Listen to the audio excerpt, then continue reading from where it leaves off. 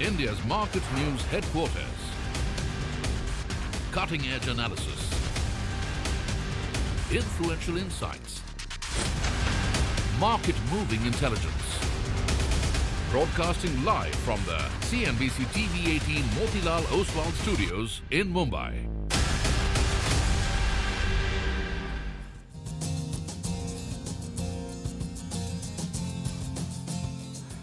Good morning. You're with us here on a fresh new edition of Bazaar Morning Call. It's a Wednesday morning. It's a hot, humid morning here in Mumbai.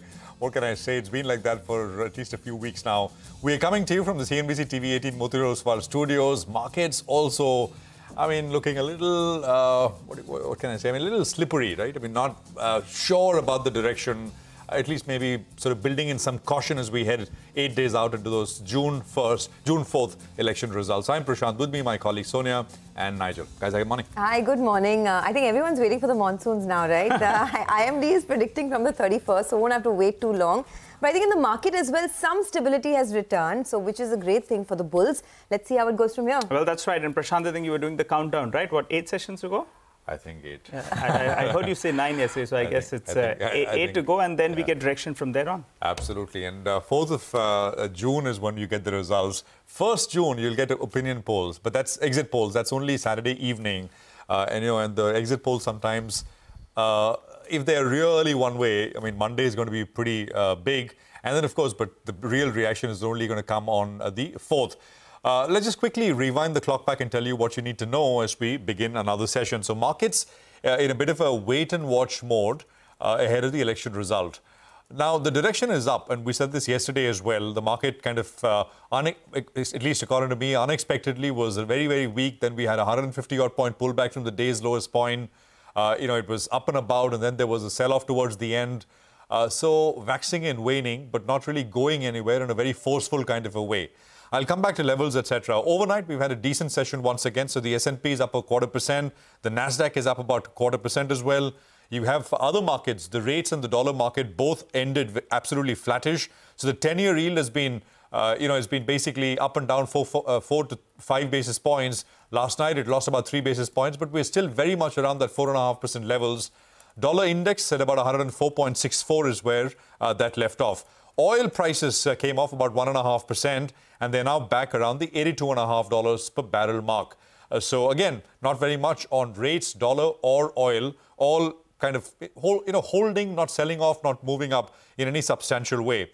Now, 2 comments from Fed officials last night. This is, of course, Fed Governor Waller, who came in and said that he thinks they would need to see, and I quote, several more months of good inflation data before cutting. But he also kind of said that he's very hopeful about the April CPI number. And in that sense, while this may seem hawkish, the market did not take it like that. And, it was pretty ambivalent. You also had another gentleman, Fed's Bostic, who came out and said that, that the Fed perhaps should wait till it is sure that it's unambiguous that inflation is going to get to 2%. So again, in the similar kind of line that what Waller said, and these are 2 comments coming in. Now, because, of course, the market here in India has been very much focused on the local stuff, which is, of course, the election results, the global cycle, especially on the interest rate side, has taken a bit of a backseat. But, I think post-June, that will very much come back into play once again in terms of when is the first cut and what that could mean for liquidity in markets.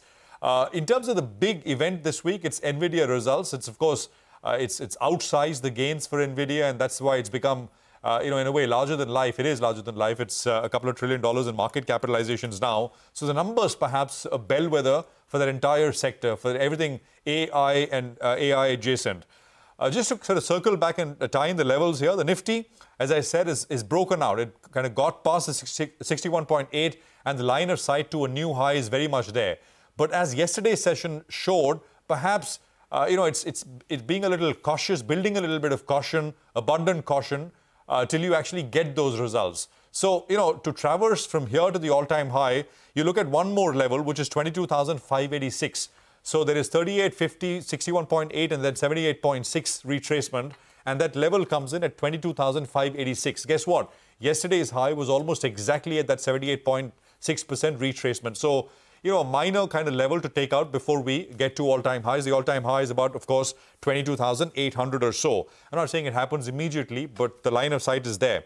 Now, on the way down, the Nifty supports are coming in at the 20-day moving average, which is 22,400, and the 40-day exponential, which comes in at about 22,300. Bank Nifty is facing resistance. It's lagging. I mean, the Nifty Bank, of course, was much weaker than other indices yesterday and the day before as well. The resistance there is the 50% retracement, which is 48,479, and the 61.8, which is 48,832.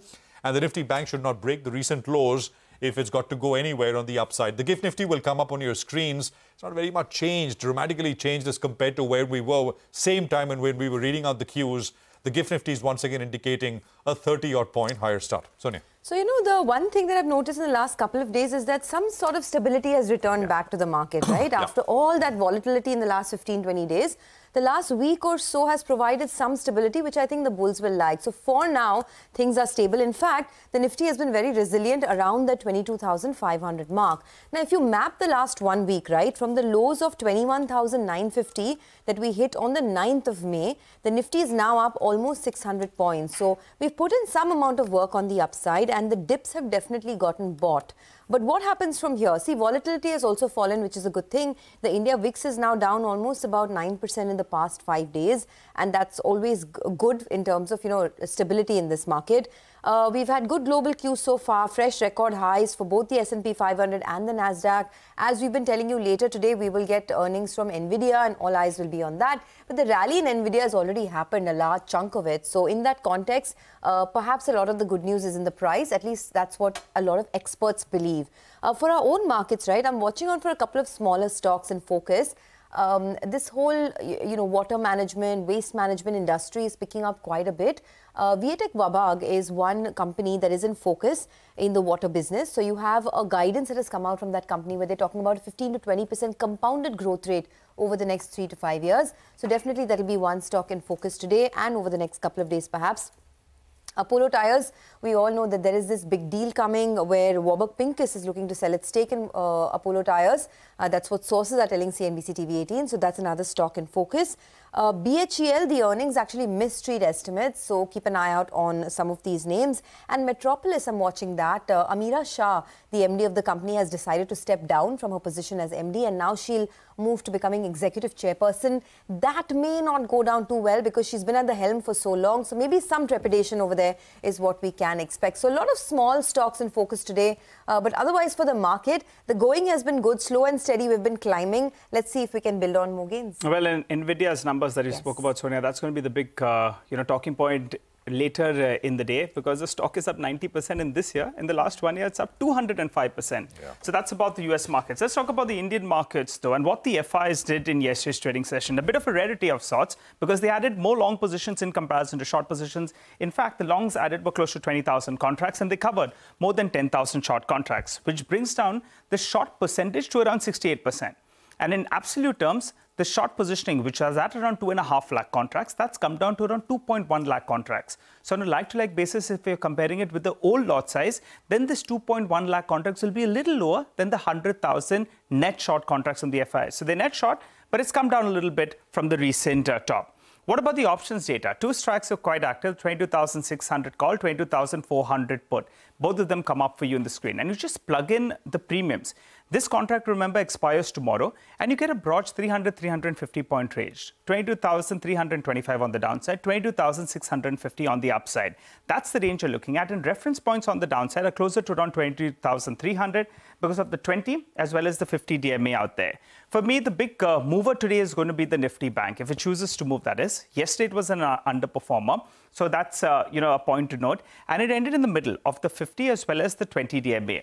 My guess is that in today's trading session, at some point of time, it'll take out either of those levels and then it'll give you further direction. It plays out the weekly expiry as well. So the Nifty Bank holds the key with regard to today's trading session. Since it's a stock-specific market, I'm looking at two stocks. One is Hitachi Energy. I recall I went in, in September 2023 and interviewed the management, and they were guiding that the outlook is good. But in the near term, things weren't looking very, very good. Now, in the last 1 month, the stock has already seen a 30% rally.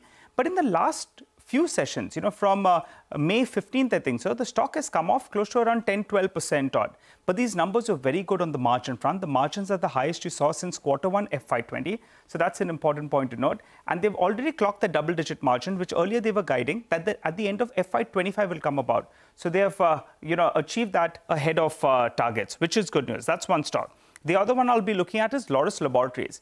The stock, the numbers were a little bit disappointing. They're promising for better times in FY25. And the street seems to be buying into that because it's crossed the 20 DMA, which was a crucial mark, at around 440 rupees approximately. So technically, well, that stock has taken out couple of those levels. It ended higher yesterday. And also the volumes, they were quite high, with the delivery volumes higher than averages. So Laurus Laboratories, it seems the street is sensing something. So I'll keep an eye out on both these two stocks, Hitachi Energy as well as Laurus Labs. Guys. All right. Thanks, Nigel, for that. So a couple of stocks on our radar this morning. But let's get you some opinion as well. First up on the equities front, you have Venugopal Gare of Bernstein, who expects a short-term rally either leading into the elections or this week after results, potentially breaching their 23,000 Nifty target and then a profit booking as the reality of execution and valuations emerge. According to him, sectors that will lead are infra, manufacturing, domestic cyclicals, some financials and state-owned enterprises in general. Consumer and IT will lag. Small and mid-caps may do better than large caps for a few days. Okay, so money market views now. So you basically have, Pankaj Chitlangia of First Basis, who says that yield differential is in favor of a slightly stronger US dollar. Technically, it is showing an inclination for the rupee to stay below 83.45 and drift towards 83.2 to the dollar area in the next 3 to 5 sessions. Risk in the view is if tonight's FOMC minutes lean more on holding onto higher rates for a longer time. That would strengthen the chances for the rupee to rise towards the 83.58 to the dollar levels. Okay, and on the bonds, Neeraj Gambhir of Axis Bank says post softer than expected US CPI, the domestic bond yields moved lower. The Indian 10-year benchmark yield moved to as low as 7.05% before moving to 7.1% post the Friday auction. The government also announced another buyback of 60,000 crores for this week, which saw tepid response, following which the RBI reduced the Q1 FY24 T-bill auction calendar by 60,000 crores. He expects the 10-year benchmark yield to trade in a range of 7 to 7.1% for the week. Well, we've got a lot of stock-specific action track for you. Let's run you through the list for the time being. We're looking at Coforge, BHEL, Hitachi Energy India, Ircon International, Metropolis. All of them will be reacting to positive news flow. You have some infra stocks as well that we'll be tracking. And on the flip side, Apollo Tyres, PI Industries, JK Tyres, and Eris Life Sciences that will be reacting to negative news flow. Okay, well, that's what's coming up with the research team in a bit. Rajat Bhattacharya, a senior investment strategist at Standard Chartered, is joining us. Rajat, good to have you with us here. Thank you very much for your time. The NVIDIA numbers later tonight, you think it could move markets? And what kind of impulse does it give us, if any, when we come back tomorrow, Rajat? Morning, Prashant. Yes, NVIDIA is all eyes on NVIDIA, of course, and it's the darling of the tech sector. The earnings are important because what is driving, if you can see, the markets in the US have been the tech sector, right? So that is the one big positive factor that leaves us very positive on the markets. The earnings have been great. The tech sector, communication service sector, they're all delivering strong market earnings, and the margins have been strong. Now, to your point about what next, clearly the US markets are back to the Goldilocks, the soft landing narrative, and the tech sector plays into that. So if you have an environment where inflation is starting to again fall lower, growth is slowing slightly, we need to watch some of those job numbers though. It is a good environment for the tech sector. So yes, all eyes on NVIDIA and the earnings. Okay. Rajat, hi, good morning. I think everyone is watching out for the June 4th election verdict here in India. But the going has been pretty good, give and take a little bit of volatility because of elections, which is very natural. This market has been uptrending for a while now. Would you continue to be bullish on a market like India, and how do you approach it post-elections? Hi, Sonia. Yes, the market has been consolidating in India, and that's a good sign. I mean, it's a healthy consolidation after the run-up earlier, this year over the last 1 year. elections, of course, if the polls are right and there is continuity in the government, then you would see the next leg up, which is why we've been saying for a while now that, India is in a structural bull market, right? So that is both for stocks and bonds. The stocks are appealing, although the valuations are high, are appealing because of the growth story. If you have continuity in government, that means infrastructure spending continues, the capex, that cycle that we've been seeing, that continues, and that is good for the growth relative to the rest of the world story. In bonds, of course, you have the new investors coming in later this year, and in the relative terms, we talked about 7% on the 10-year yield. That's attractive. If the currency is stable, if the Indian rupee has been, unusually, let me say, stable over the last 1 year, the currency is stable, you have continuity in government, a 7% yield is very attractive. So we are more bullish on both stocks and bonds in India. Okay, hi Rajat, good morning. You mentioned that in the past as well. You like equities as well as bonds here in India, which is good news. But what are you making of this entire commodity melt-up that we're seeing? If I have to pull out a positive, it's that crude is not moving up above that $90 per barrel, though the rest of the commodity space is on fire. That brings back inflation worries, it makes China look better as well. Your view? Hi, Nigel. Yes, that's a good catch. The commodities picture is really driven by copper and lately silver as well, right? So what is happening is, of course, there are some supply issues with copper. We know that, the mine closures.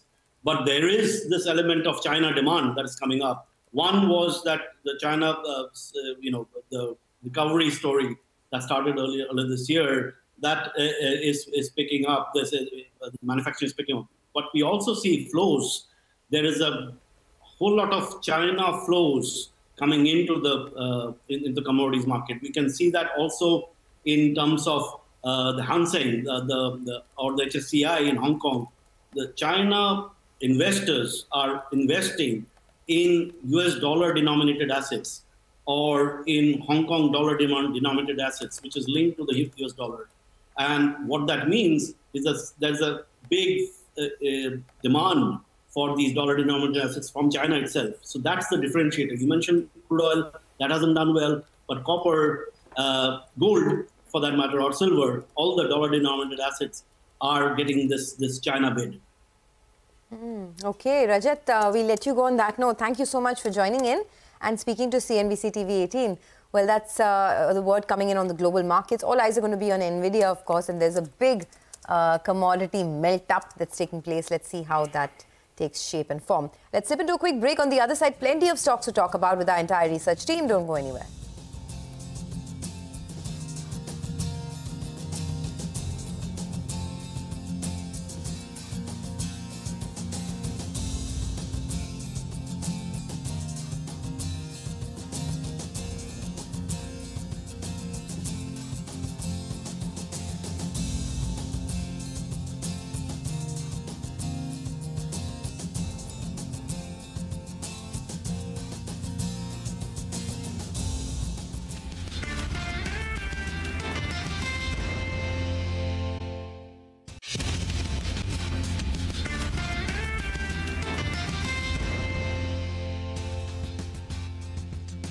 Welcome back to Bazaar Morning Call. Well, this morning looks like it's going to be a decent start to trade. The Nifty has extended its gains for 4 straight sessions now. And this morning, there could be some build-up. But our research team is here to give you the list of top 10 stocks. First up, we have Coforge on our list. If you're wondering why you should be tracking that one, Nimesh is here to get you up to speed. Nimesh, good morning. Morning, Sonia. So Coforge will be in focus because they've launched the QIP last evening. The company is looking to raise close to 20 to 40 crores by QIP issue. The floor price is 5% discount. Again, the feedback is that at least there are a few large funds who are willing to buy the entire book. So the demand is going to be quite strong. The entire proceeds will be used to fund the Cigniti acquisition. In fact, I'd said this 2 weeks back that the company is on a roadshow and QIP is likely very soon. I guess once the fund gets raised, you might see some good names entering into the stock. So well, there is a discount, but I'll go with the green because the demand is quite strong in the QIP book. Got it. All right, Nimesh, thanks a lot for that. And yes, I remember you saying that on closing bell as well. So good on you. Well, there's another large trade that we're looking forward to. That's in Apollo Tyres. Sudarshan joins us to fill us in on that one. Sudarshan, morning. Morning, Nigel. So, as per the offer book, we have Warburg Pincus subsidiary White Iris Investment is looking to sell its entire 3.5% stake. And for the same book was launched yesterday with total offer size is of more than rupees 1,000 crore and floor price is at rupees 463 per share, which is at a discount of 4% to Tuesday's closing price. And earlier to this, in December 2023, White Iris had offloaded 4.5% stake at a price of rupees 440 per share. And after today's sale, Warburg Pincus will be left with 9.93% stake that it holds via Emerald Sage, and there will be 60-day lock-in period if Warburg Pincus plans to sell further stake. And for today, I'm going with red for the stock as floor price is at a healthy discount, but it may turn positive or open higher if blocks are executed in the block window. And stock in the last 1 week has fallen 5% from the high it's seen post earnings. And another positive part is commentary post earnings was strong and was followed by upgrades by some brokerages. All right, so thanks very much for that. Now, BHEL is going to be the next one in focus. So there is a bit of a dichotomy between the reported numbers and the commentary. What will the stock follow? That's the question. Vamakshi's got details here. Vamakshi, morning. Well, good morning, Prashant. Yes, you're absolutely right. It's an absolutely weak set of numbers when we look at BHEL. The company has missed the street's expectation on all counts. Revenue has come in at 8,260 crores. And in fact, this is nearly 7% lower than what the street was expecting. The margins have also come in much lower. We were expecting margins of around 14.3%, and the margins have come in at almost 8.8%. It's a nearly 43% miss as far as EBITDA is concerned, and a 41% miss as far as net profit is concerned. The receivables also continue to be elevated at almost 8,000 crores. But on the positive side, the company has reported very strong order inflow. In fact, they've reported the highest ever quarterly as well as annual order inflow. In fact, in the fourth quarter, order inflow stood at 41,859 crores, which is up nearly 4 times on a YOY basis. The order book is also at a decadal high for the company. 1.31 lakh crore is where it's at. And in fact, the commentary is in fact something that could actually move the levers for the counter in the trading session today. And that is because they are saying that based on the current order book as well as the execution of the order book, they expect to see nearly 12 to 15% revenue CAGR in the medium term. The declining trajectory of gross margins which has been witnessed so far is now expected to turn. In fact, they're expecting 10 gigawatt of ordering every year. They have nearly 80 train sets of Vande Bharat in their order book, and in fact the delivery is expected in June 2025. Revenue recognition is also expected to start then. So overall, weak set of numbers, but the positive commentary could drive the stock higher in the trading session today. Okay, that's interesting. So expecting 10 gigawatts of ordering every year. That's BHEL. Let's move on to PI Industries now. Sonal is here to tell us why to watch that one. Sonal, over to you. Well, you know, Sonia, PI Industries is one stock which has outperformed in terms of their performance and fundamentals in last couple of quarters and has seen both YOY and strong quarter-on-quarter recovery as well. This time around, revenue growth has slowed down, understandably, because it was on a high base. So revenue growth has come in at just 11% for the company. EBITDA has grown by 29%. Margins have also increased 25.4%, and profits are higher by 32% as well. However, in a time when we are seeing sequential recovery across chemical names, this is a company which has seen a decline. On a quarter-on-quarter basis, revenues are down 8%, EBITDA down 22%, and profits are down 18% as well. And if you look at the internals, the agrochemicals and the pharma division, both of them have seen some decline in their EBIT. Agrochemicals, looking at it on a sequential basis, because pharma can only be compared quarter-on-quarter, revenues down 6%, EBIT down 17%, pharma revenue is down 44% on a sequential basis, and the losses there have expanded to 39 crores versus 18 crores in the quarter gone by. So going with red on the basis of that, yes, YOY numbers are good, but growth levels have slowed down for PI Industries. Got that. All right, Sonal, thanks for that. Well, going back to Vamakshi, Hitachi Energy, they had guided for double-digit margins by the end of FY25. They've achieved it earlier. Tell us more. Well, absolutely a positive set coming in from Hitachi Energy. In fact, the stock is expected to open higher today. When we look at the revenues, they've managed to grow by almost 27% on a year-on-year basis, and this growth is largely being driven by solid order execution, diverse revenue mix, as well as focus on continuous improvement in operations. The EBITDA margin has in fact come in at the highest level since Q1 of FY20. EBITDA margin has improved by 361 basis points. They finally hit that double-digit margin mark that they had guided for in Q4 of FY25 in Q4 of FY24 itself. They also have a very strong order backlog. The order backlog is at 7,229 crores as at the year end. In fact, the order inflows for this time around has also seen an uptick of almost 11.5% at 1,407 odd crores. So overall, a good set coming in, strong order inflow. Expect the stock to open in the green today. Okay, well, thanks very much for that. By the way, you'll hear from the management a little later here on the program. Bamakshi, thank you for the numbers. Now, another sort of high flyer, right? IRCON, kind of the poster boy for the rail PSU space. Stocks up 70% this year so far. Vivek has got the numbers. Vivek, morning. Well, that's right. Rail PSU stocks have been flying high, and IRCON, again, optically on a year-on-year basis, numbers appear slightly subdued, but as per analyst estimates, the company has managed to beat some of the analyst estimates. Very limited analysts actually cover this particular name. Revenues on a year-on-year basis are down around 1%, coming in around the 3,742 crore mark. Reported core EBITDA that the company has given has jumped up by almost 11.5% to 317 crore. The reported margin is something that is a bit of a positive surprise, coming in at 8.4% versus 7.4% on a year-on-year basis. Profitability down 4%, coming in at the 247 crore mark. The order book is quite healthy. 27,208 crore is where the order book stands at currently, and as expected, the share of the competitive bidding portion is now fallen below the 50% mark, now stands at 49%. Domestic orders are around 91% of the total order book, and international is around 9%. Okay, thanks a lot for that. The other stock I'm watching this morning is JK Tyres. I'm going with red over there because the numbers came in, and once again, as we've seen the case with most of the tyre companies, the top line growth is in low single digit. There was barely a 2% growth that the company saw on the top line. Revenues up 2% at 3,714 crores. The margins were good. The margins actually went up 280 basis points year on year at 13.5%, and the profits were up about 55%. So it was a mixed bag this time around. But the big positive for JK Tyres is that they have been able to reduce their debt year after year. So balance sheet improvement is a big positive for them. The net debt over the past 3 years has gone down from 4,940 crores in FY22 to 4,500 crores in FY23, and now we ended FY24 with just 3,704 crores of debt. So that's the positive. But I'm going with red because the company in any case has told us in the past that they don't expect more than a single-digit growth for the entire industry. And this quarter as well has been no different. In fact, we have the management of JK Tyres joining us at 9 a.m. So do stay tuned in for that. Mr. Raghupati Singhania will be with us. But Eris Life and Metropolis Healthcare are in focus. Ekta is here to tell us why. Ekta, good morning.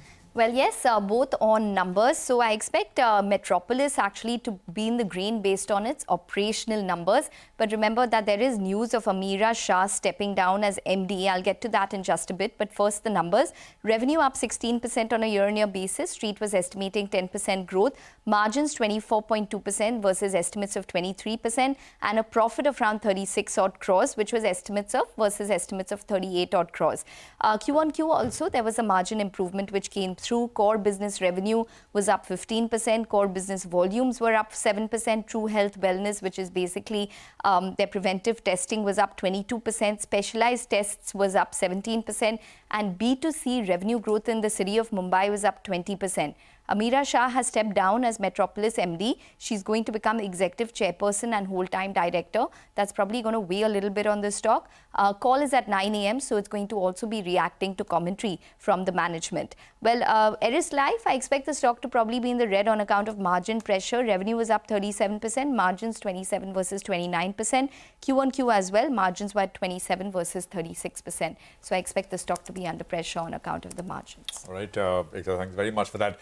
A bunch of other infra names should also be in focus because of specific news flow. Back to Vivek for that. Vivek. Well, that's right. Watch out for the infra pack. Maharashtra-based infra companies will remain in focus. So last evening, what happened is the Maharashtra State Road Development Corporation went ahead and declared the lowest bidders or the L1 bidders for 6 state expressway projects, out of which the share of listed companies is quite large. So 3 listed companies stand to benefit from this particular declaration. Number 1 is GR Infra. They've received 2 orders, and the total order worth for GR Infra is over 4,340 crore. Now, this is for Pune district package as well as Nagpur Chandrapur access control package. The other stock on the radar will be HG Infra. Again, they've also received 2 orders, and this is for 2 separate projects that the company has. Nagpur Chandrapur, this is in Ballarpur as well as the Koparna district. Total order value for HG Infra is 3,209 crore. And last stock on the radar would be PNC Infra. They've also received 2 projects. Total orders for PNC Infra is close to 5,000 crore. Okay, all right, Vivek, thanks a lot for that. Well, let's do a quick recap of all the top stocks we just covered for you.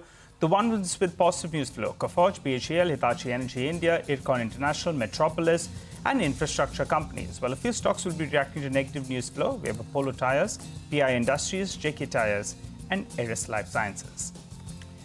Well, that's about the equity markets and all the stocks you should track. But for the time being, let's hop across to Manisha Gupta. She's joining to tell us what's going on in the commodities market. Morning, Manisha.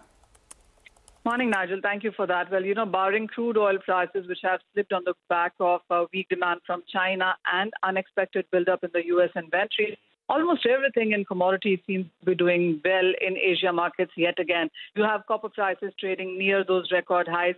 Aluminum actually seems to have surged yet again 5% overnight, by the way, and it's trading at the highest in 2 years. There are concerns of Rio Tinto declaring force majeure on alumina cargo from Australia refineries, and there is gas shortages in Australia, and that is what the reason for this. And apart from that, the Yunnan hydroelectric power shortages also seem to be adding to the premium. When you look at the precious metal prices, we are trading firm on gold, silver trading at a new 12-year highs right now. So metals continue to do quite well yet again. Okay, thanks a lot for that. So crude prices falling is another positive for our own markets, is it not? Let's take a quick break on that note. On the other side, we will connect with Deven Choksi, the Managing Director at DR Choksi FinServ, for some stock talk.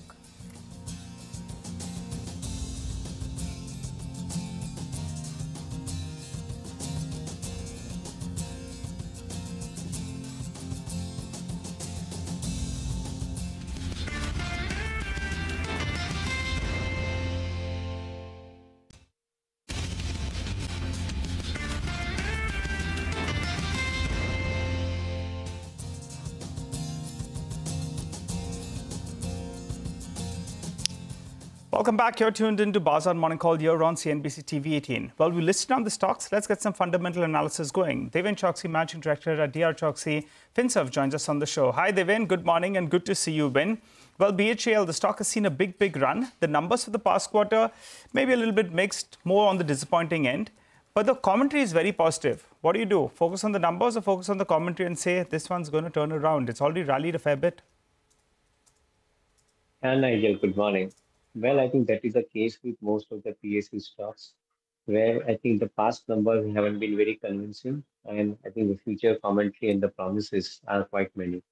I would like to buy the later, I think in the sense the new commentary that is coming up from these companies. Couple of reasons. One, because of the government's capex program on the infrastructure, most of these companies which are capital goods segment players, like of BHEL, which you mentioned, or VEML for that matter, or even in the defense segment like HAL and all. I think all the companies have relatively, I think, a stronger order books to execute. And that's where probably one can argue that going forward, the business conditions becoming very conducive for them. The major focus now here onwards would be on execution. Fortunately, the government is demanding, and that's where maybe I think some of these PSUs up till now who have been struggling for the execution front, despite of having promises, I think now probably all the chances are that they would be in a better position to execute as well. Given that prospect, I would think that one should remain positive about the prospects going forward.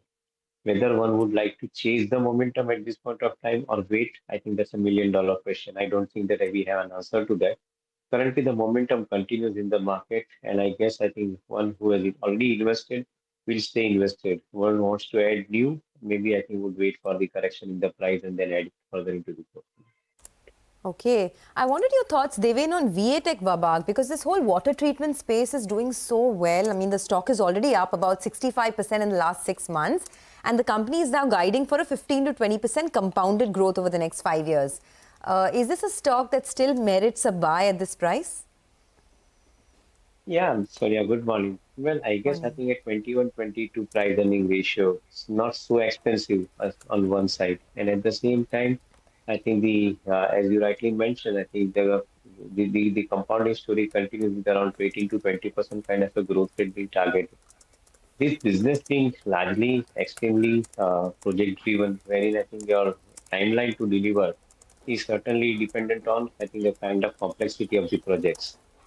So if those who are looking at this company from the quarterly performance point of view, they may probably remain disappointed in between. But those who are looking at the long-term bet in this kind of a business, which I believe they should, then probably I think next 3 to 5 years looks extremely promising for this company. I guess I think, as rightly said, the water treatment business, be it effluent, the industrial water, I think the effluent treatment plants, or even the potable waters, or even for that matter, I think the larger projects like ports and all, where I think the requirement of the water is for industrial use. I believe that I think this company is systematically well positioned on this particular front and should seeing better times going forward. Devin, do you track a company called RateGain? Reported numbers yesterday in the last hour. Numbers are very strong. Profits have doubled for the full year. And by the way, we'll have the management join us and we'll ask them for projections going forward. But, you know, the sort of longer run guidance is pretty solid. 40-50% kind of growth is what they've on earlier occasion told us. Any thoughts if you track it? Yeah, Prashant, good morning. Haven't seen the numbers and not seen this company of late. So I think would probably position myself a little later on the commentary on this. All right, Devin, you know, fair enough. We'll come back to you for more stocks, but there is also a regulatory development, right? So market regulator SEBI has announced a new framework for considering the unaffected price of transactions following the confirmation of market rumors. This is, of course, going to be important over a period of time. Yash is joining in with details of what this really means. Yash, good morning. Take it away.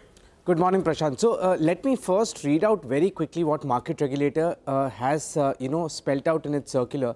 SEBI has issued guidelines for managing stock price impact from market rumors. Now, SEBI has introduced the concept of unaffected price to mitigate any stock price fluctuations. Now, unaffected price will be determined within about 24 hours of material price movement, excluding the rumor impact. Now, I'll tell you what's the purpose as far as this particular regulatory move is concerned.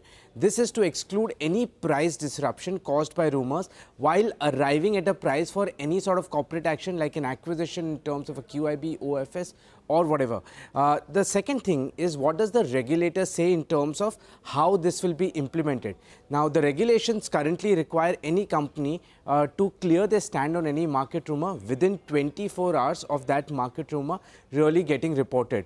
Now, here what SEBI has said is that unaffected price shall be considered for transactions provided that the rumor of such transactions has been clarified within 24 hours. What is unaffected price? Share price that would have existed if there was no market rumor which was in the first place there.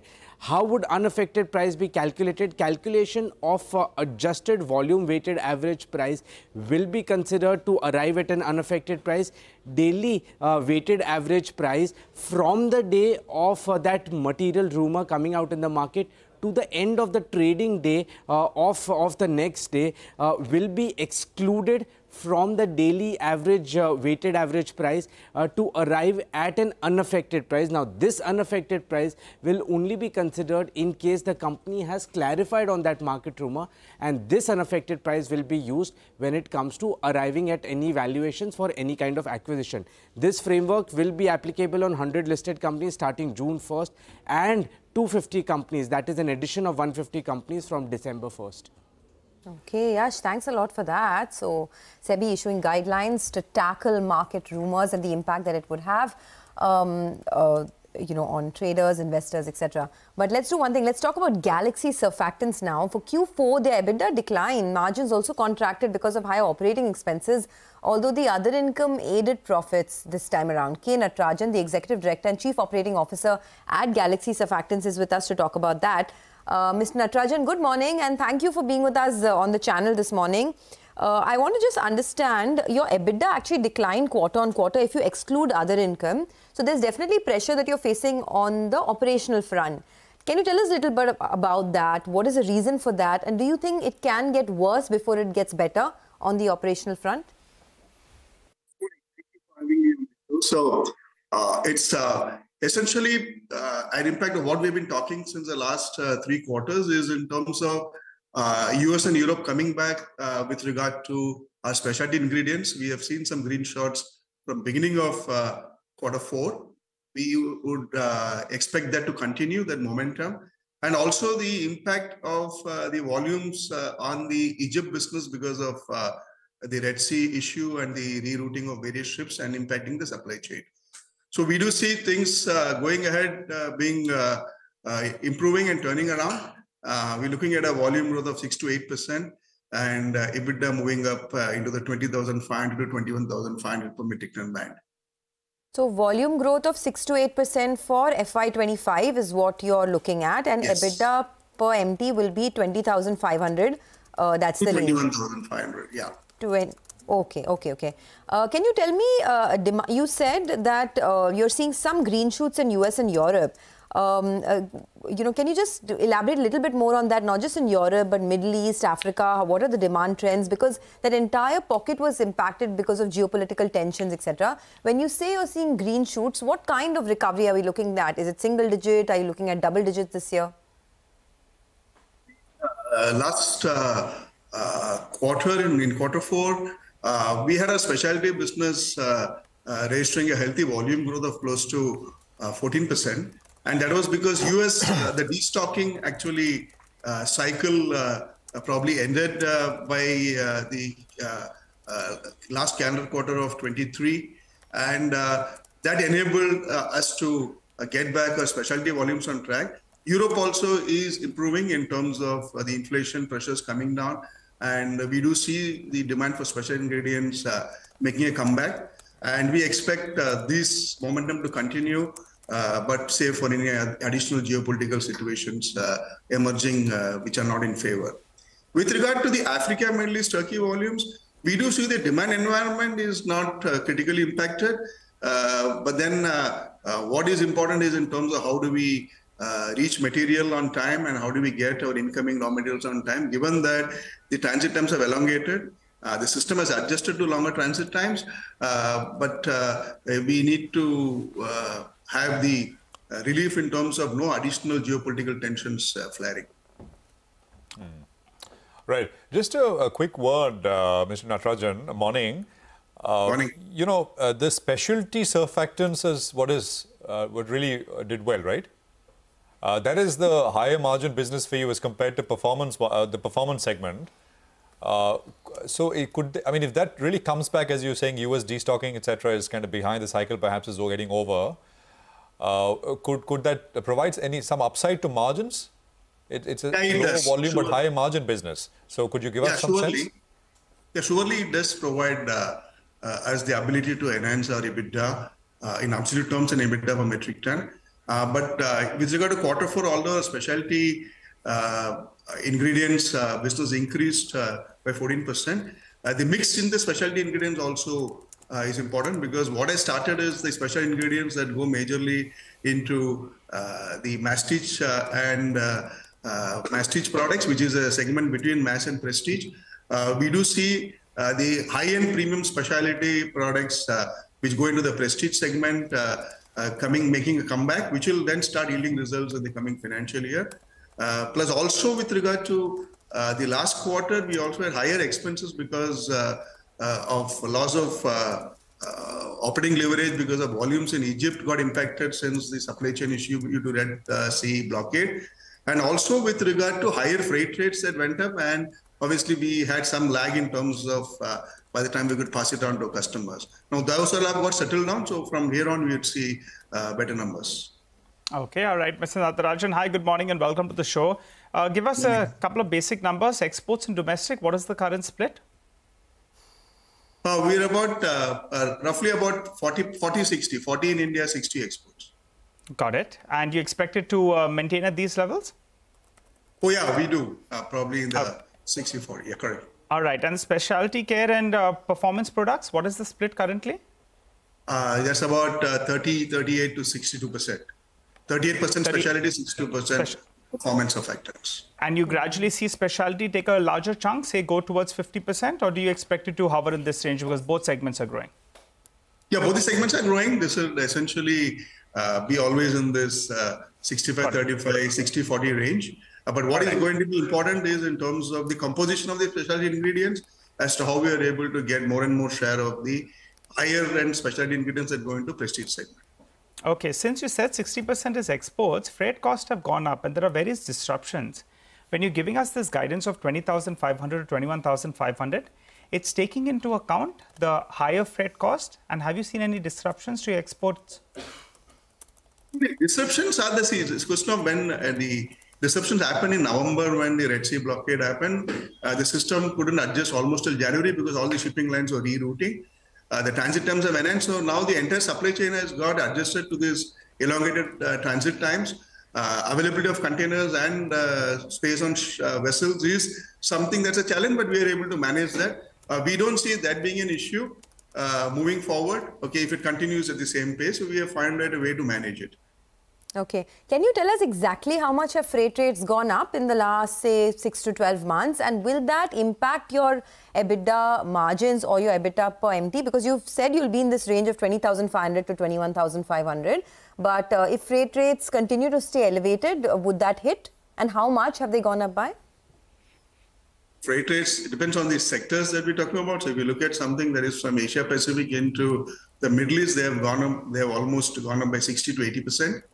Okay, and some segments like India into Europe has gone up by almost 50%. But yes, the pricings have got adjusted to the higher freight rates. It's only that in the last quarter when everything went up suddenly, you couldn't have those renegotiated because you already have contracts that were running. Now all this has been pricing has been concluded, so we don't see an issue in terms of passing on the higher freight rates moving forward. Okay. All right. We'll let you go on that note. Thank you so much for joining in, Mr. Natarajan. Appreciate your time here.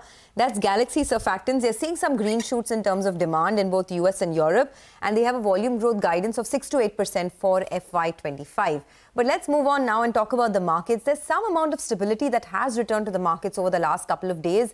Anuj is here to tell us what to expect. Anuj, a little bit of relief for the bulls, but perhaps, you know, everyone's watching out for what happens on the 4th of June. Until then, maybe some volatility. Well, Sonia, good morning. You know what? It's been an excellent market if you have focused on individual stocks and just for the time being not been too focused on the index. Yesterday, for example, I made this point that metals could be the top of the radar, and just look at what happened in metal stocks yesterday. I think you got to find individual names where there's tailwind, and these stocks are really rewarding you. The index itself gained 4% yesterday. The other sector to focus on, of course, metals could still remain in focus, but the other sector to focus on could be IT, with a slight risk that today's NVIDIA's numbers. So let's see how that one behaves, because the Nasdaq has been quite strong. Coforge has launched its QIP, for example, so that could be another stock to focus on. Now, when I was looking at the setup today, what I really found intriguing was that FIs have started to cover some shorts. Keep in mind, next week is expiry, and from the peak shorting, we have seen about almost 40 to 50,000 contracts being taken off on the short side. Perhaps the market's a bit less nervous about the election outcome than it was, say, 10 days back. I think the similar story played out in 2019 as well. There was nervousness till phase 4, and after that we saw one-way rally in the market. The only thing is India VIX. Keep an eye on that, because just like last year, it's possible that it goes up to 24 to 26 kind of levels before exit polls. Railway stocks are rallying, PLI stocks, manufacturing stocks, these kind of stocks are rallying. So I think that's telling you a bit about what the market is thinking in terms of the election outcome. Now, coming to the levels on the index, on the Nifty, the first resistance is 22,591 to 22,670, yesterday's high and the option zone.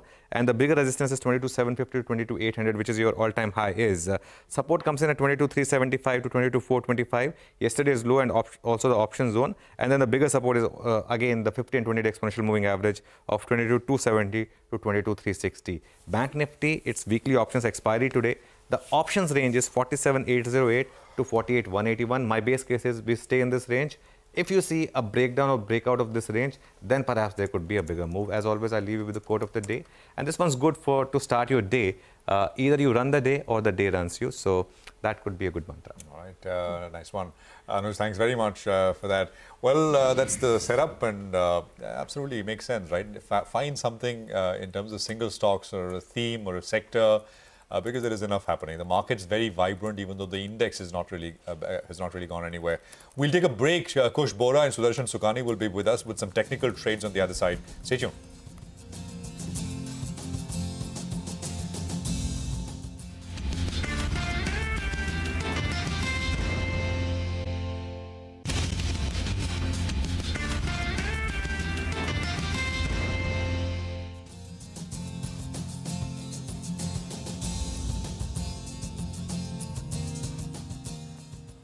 Okay, welcome back. Kush Bora and Sudarshan Sukhani are with us with what they'd like you to do as we begin another session. There's about 9 minutes to go for the pre-open. Gentlemen, good morning. Good to have both of you here. Thanks for your time. Kush, what's the setup looking like as we begin another session? The Nifty sold off, bounced 150, then sold off, ending flat. But as far as stocks go, there is a lot to do and a very vibrant screen. It's been that way for many days now. So your thoughts to begin with, as we always do on the indices, and we'll get the stocks out of the way. Sure, Prashant. First of all, very good morning. Well, that's been the story for the last month and a half, hasn't it? I mean, we've seen a dip and, that's been bought into. I think that will continue to remain the texture of the market. I mean, if there's any trade on the market that you have to do right now, it's only a long one, right? I mean, you can't go out and short. You can't sit this one out. So the only trade is long. But as we mentioned yesterday, when Sonia asked, what do we see in the near to medium term, is that keep booking profits along the way. You will keep getting these bouts of, profit taking as well. There are near-term resistances at, 22,700 and 800, the all-time high zone. But what is heartening is that the 22,500 and 400 put options have seen a solid writing. So I think that will start continue to, acting as a base. So any dip that you get should be taken as a buying opportunity. Bank Nifty is a bit of a concern. 48,000, we've seen some straddles, there yesterday. So I think that could be a pivotal level where the Bank Nifty will hover. So, not much to do in Bank Nifty just yet. But on the Nifty, any dip that you get towards 22,500, perhaps a little lower as well, should be taken as a buying opportunity. But it's equally important to keep, taking money off the table as well as we approach the all-time high territories. Okay, Sudarshan Sukhani is also with us. Sudarshan, would you agree that the only way in this market is up? But it's better to have some caution at least on board. Your thoughts? Yeah, good morning. We can't say whether the market will go up. What I can say is that we have to be positioned on the assumption that the markets will be bullish. That's the trend. The short-term trend is very clearly on the side of the bulls. So the only trade we have is to either be long intraday or as a carry-forward swing trader or not trade. I don't think going short is an option. So to that extent, yes, for the Nifty and the Bank Nifty both, buy on dips, hold to your long positions till the market says otherwise. Okay, all right. Hi, good morning, gentlemen. Good to see you again. Sudarshan, you want to run us through your picks for the day? Sure. Cipla is a buying opportunity with a stop under 1340. Divi's Lab is a buy with a stop under 3745. Hindalco is breaking out to lifetime new highs. Buy it with a stop under 643. And finally, Steel Authority Sale is a buy with a stop under 157. Okay, Kush, what about you? So everything PSU seems to be doing very well. So, at the cost of repetition also, my picks are from that space. IRCTC is doing very well for the last 5 odd sessions. We've seen a volume surge as well in the last couple of sessions. I think this momentum could continue. 1145, 1170 are the near-term targets. 1090 is where I would place my stop loss. SCI is one other stock that seems to be breaking out. There was a resistance near the 235 mark. It broke above that yesterday. So SCI is one stock that I have on my radar. 248, 256 are the near-term targets, and 232 is where I would place my stop loss. All right, we'll leave it there, gentlemen. Good to speak with both of you, and more ideas with both Kush and Sudarshan in a bit from now. Thanks for joining us at this stage. We'll take a break. We are back. The pre-open session will be with us, which is about 5 minutes away, and the management of JK Tyre will also be with us to discuss the fourth quarter results and the outlook for FY25. Stay with us.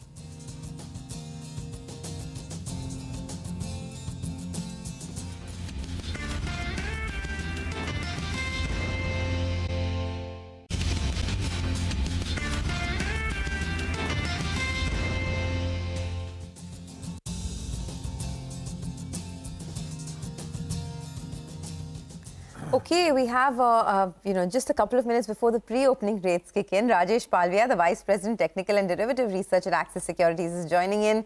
Rajesh, hi, good morning. This is a market which is trending higher but with some roadblocks. So what is the strategy for the day and what are the stocks to look at? Good morning. So looking at structure for Nifty, we are holding bullish view and we believe that this momentum can extend further. Possible target for Nifty we can see towards 22,650 to 22,700 in continuation of this up move. So buy on dip should be your strategy, as we are seeing that most of the put writers are writing the position at 22,400, 22,500 strikes. So that is likely to act as a good support area in any kind of minor decline in the market. So your stop loss should be placed at 22,400 for Nifty spot. To play this upward momentum, we are initiating here to buy call option of 22,500 at the money call option, which was closed at 121 rupees.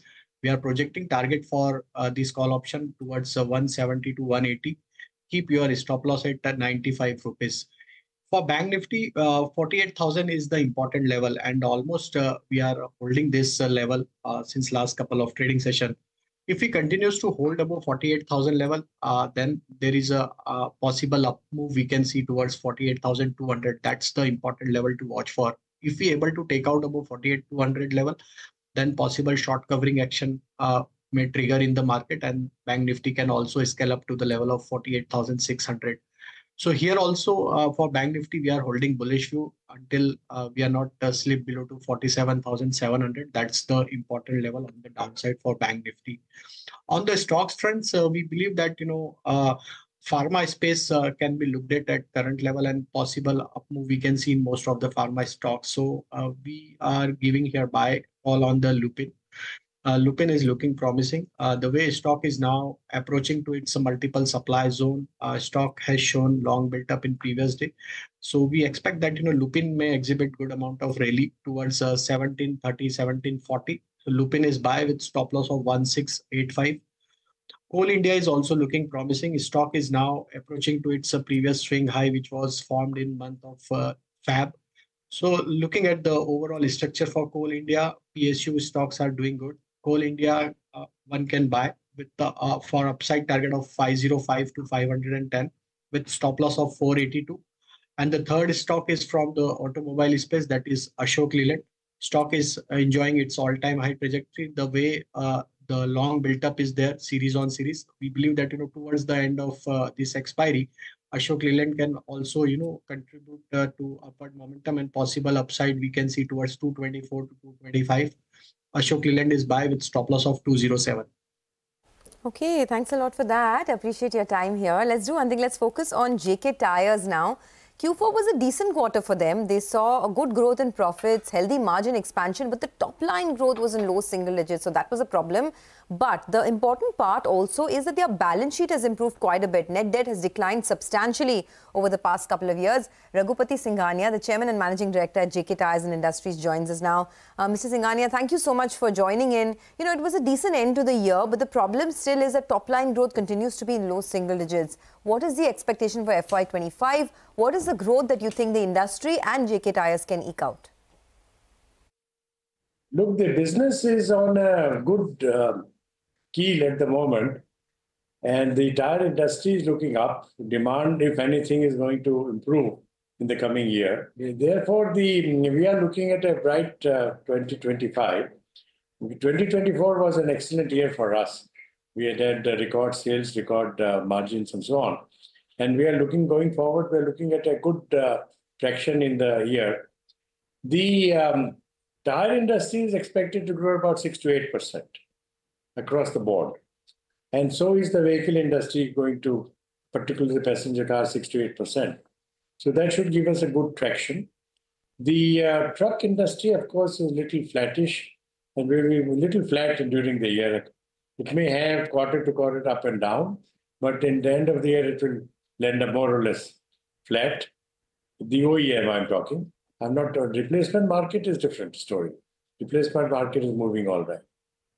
And so that is the growth forecast for the industry. We are looking at maintaining the growth momentum and trying to work on about 8 to 10% increase in our sales in the year for 25, and hopefully trying to maintain decent margins. Okay, so you're talking about a 6 to 8% growth for the tire industry in FY25. Got it. I want to talk a little bit about exports, because for the full year they were flat, and we do know that there are a lot of markets which are under pressure. What's the expectation for FY25? Any recovery in sight in the export markets?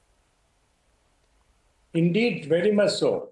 As a matter of fact, as you rightly said, 24 was flat, but the last quarter of 24, Jan-March, was a very positive upsurge in exports. So, in fact, and even in the current quarters, we are looking to a growth in export. And we think this year forward, the export should grow. And because, look, what is happening is that the markets like USA, that have cleaned out in that sense because they're overstocking and so on over the years. They've cleaned out. The geopolitical disturbances are very much there, as we all know. But I think people have learned to live with it. And therefore, despite that, business is trying to get as usual. And that's what will give us an uplift. As a matter of fact, we are seeing demand growth even in LATAM and in the US for our tires. And we are quite hopeful of a good export surge in the year. Well, during the past fiscal, JK Tyre raised close to 500 crores by the QIP route, and that's what helped in deleveraging. How much have you been able to reduce your debt, and how much more can you reduce it in the coming fiscal? In fact, that's a very important question. I'm glad you're asking me, because that's an important agenda we had of deleveraging a balance sheet. In fact, if you might recollect, we have done capital raising in 2 tranches. We had first done a place with IFCI, 240 crores, and another 500 crores with the QIP this year. And the two together, our debt has come down substantially by nearly 18% during this year. Our net debt has come down by 18%, and our debt equity now stands at 0.85 to 1. So, in fact, we are quite happy about our debt, and that is absolute number of debt is nearly 3,100 crores. 3,700 crores, not 3,100. Sorry, what is that? Okay, so you've reduced your debts significantly, which is a good thing. But I want to come back to growth rates, right? Why is the tire industry growing in single digits? This is at a time when EVs are picking up, SUVs are picking up. Is it fair to assume that the entire passenger vehicle and commercial vehicle industry will see very slow growth in FY25, given what you are forecasting? You see, please analyze the auto industry. The auto industry is growing, but the number, what we are seeing is percentage-wise, is not all that jazzy, by the way. They are still single digits. And the total auto industry, we foresee to grow at 6 to 8% at best. And within that, if you look at passenger car segment, that will grow a little better, maybe 7-8%. The CVs are almost flat, even going forward during this year 25. It will have a little waxing and waning over the quarter, but ultimately is more or less flat. The two-wheeler industry, of course, will grow. Tractors are very slow growth. They will grow for sure, but very slow growth.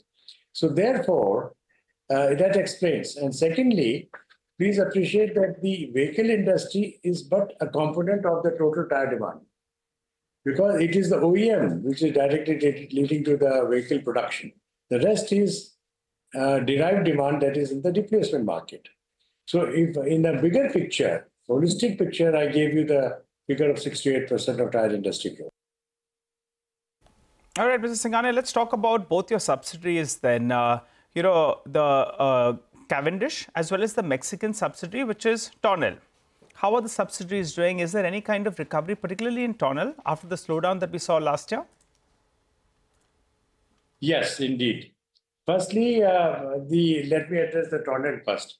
We are seeing the Mexican economy had a little bit of a slowdown last year, but now it is marginally picking up in the low single digits. And incidentally, we are the largest market shareholder for passenger car radials in the Mexican market, our Tornel company, and we supplies. And we are seeing now some growth coming back to the low single digit. The economy is supposed to expected to grow at really 1.5 to 2%, mind you. So that can be some indicator. But still the auto industry is growing because based on exports out of Mexico to the US in particular. So that also adds to the traction of the demand. But to address your point more squarely, Tornel is growing. We have been able to improve our sales bit by bit. And looking forward also, we expect to improve by 5 to 7% in the coming year, our turnover and profitability. On the Cavendish front, we have done well for the Cavendish. In this year itself, we have had nearly in the sales, nearly 58% growth on year-to-year basis. And even the profit was nearly multiple X, may I put it, percentage-wise is unwieldy. So we have grown very well. And we propose to continue to maintain our growth momentum across the Indian businesses. Okay, that's good to see that there is a recovery in your Mexican business.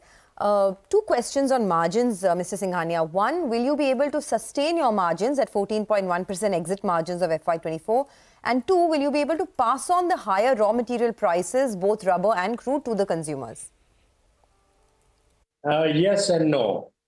Firstly, we have been able to maintain our margins on the back of a couple of things. One is the raw material story has been rather stable. I mean, they're flat, if I may. So there's not much of an upheaval in the raw material front.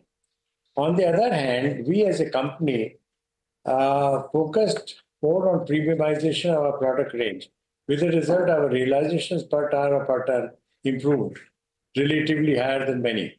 Number three, some marginal increase in selling price revision was done in the Q4 based on very marginal, but anticipating these increases. And even now, going forward, we are expecting some increases in raw material prices in the Q1 of this year. And we are also looking at some price revisions going forward, marginal. But the question of how and why we'll be able to maintain our EBITDA, by and large, is banked upon on three things. One is, as I said, premiumization. The thrust is on. We are undertaking expansions, the outcome of which will be available to us now. And in that expansion, we are moving more and more towards premiumization. By this, I mean, for instance, 16 inches and above PCR, passenger car radials. Earlier, we had a capability of about 25% of these premium sizes. Now, we already have a capability of about nearly 45%. And going forward in a year or two's time, we will be able to have nearly 60% of premium production available. This will add to the margin gradually going forward. So therefore, based on this, we are confident that we should be able to perform reasonably well, even in the coming periods. Okay, Mr. Singhania, thank you for joining us and speaking to CNBC-TV18. The street likes what they have seen because the stock in pre-opening, the last time I checked, was up about 5%. So yes, there will be slow growth, about 6 to 8% for the industry, but JK Tyres will outperform the industry, is what Mr. Raghupati Singhania is saying. But let's do one thing. Let's get back to the markets. Looks like it's going to be a decent opening today. Sudarshan is back with us. Sudarshan, what's the 9-10 call? Consider buying Hindalco with a stop under 643. Okay, thanks a lot for that. Well, let's go across to my colleague Vamakshi to talk about BHEL in case you missed out the details there. Vamakshi, over to you.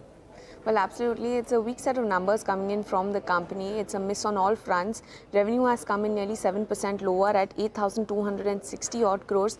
The company has reported an EBITDA margin of 8.8%, but the street was working with an estimate of around 14%. In fact, even on a year-on-year basis, the margins have contracted by almost 400 basis points YOY. When we look at the EBITDA, that has come in nearly 43% lower, and the net profit has come in nearly 41% lower as compared to the street expectations. So it is overall a weak set of numbers, and even the receivables for the company continue to be elevated at 8,010 crores.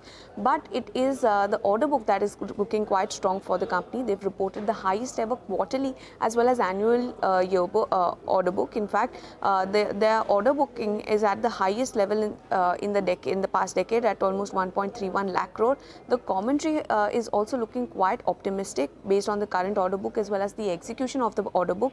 They expect to see nearly 12 to 15% revenue CAGR in the medium term. The gross margins have been declining for the company, but this trajectory is expected to turn going ahead. So again, that's another positive coming for BHEL. They are expecting 10 gigawatt of ordering every year, and this ordering is expected to be completed by FY28. They also have 80 train sets of Vande Bharat in their order book, which will be delivered by June 2025, and the revenue recognition is also expected to start then. So overall, a lot of positives coming in, especially from the commentary as well as the order book. The weak set of numbers, but the commentary is expected to drive the stock higher today. Okay, all right. Vamakshi, thanks very much for that. ONGC is the next one, which also should be in focus. Commentary here as well at play. Sonal has got details. Sonal, morning. Good morning, Prashant. And also there is a Nomura upgrade that has come by. Nomura has upgraded the stock to a buy after their to a neutral rating after their conference call takeaways. The management actually reiterated the strong production guidance that they had given earlier as well. Production growth over FY25 to FY27 was guided earlier, and that is something that they've reiterated. Oil production from 19.5 million tons to 22 million tons, and gas production between 20 BCM to 25.5 billion cubic meter, that is. The incremental gas production is what is important because there's a lot that is coming in from new fields, around 2.8 BCM from KG Basin, 1.5 BCM from Daman field, 0.3 to 0.5 BCM along the Urja Ganga and Indradhanush pipeline. On the back of this, they have raised their consolidated EBITDA estimates by 5% and FY26 EBITDA by 14%. They're factoring in higher gas prices for these difficult fields as well because there's not been much change there. Significantly higher estimates for HPCL and MRPL is also making them very bullish. They have raised their SOTP base target price to 290 versus 140 earlier. They're rolling over the valuation as well, the P multiple to 6.5 times from 4 times earlier. They say that ONGC will also benefit in coming years from favorable cess and royalty structure and freedom from windfall taxes for the difficult fields, that is the KG Basin. Also a rising share of gas volumes, something that will drive profitability for ONGC going forward. That is what makes them bullish on the stock. All right, Sonal, thanks very much for that. So that is ONGC in focus. So ONGC, Coal India, you know, but it's not just that, right? I mean, it's a long list of public sector names which I think which have been in focus. Metals were all the rage yesterday. Hindalco, even the steel names like Tata Steel and JSW Steel ended about 4% higher. And then, of course, you've got all these sort of, you know, RVNLs and IRCONs and SJVNs of the world. BEL was a big mover yesterday. So this is where, I mean, if you want a spot momentum, yesterday, of course, it was found in metals and it was found in PSUs, so as to speak.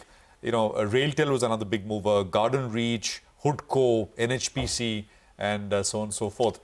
Sonia? Just want to mention, Paytm's numbers are just out and the losses have actually gone up quite a bit, 550 crores of loss. Just want to mention that will be in focus as well. Absolutely, and I think we'll have more details on this one. Paytm, of course, at about 350. The first rates are on your screen. You've got the Nifty, which is starting at about 22,550. So it's a quiet start as the GIFT Nifty indicated at 8 o'clock in the morning, 25 points higher. So very quiet.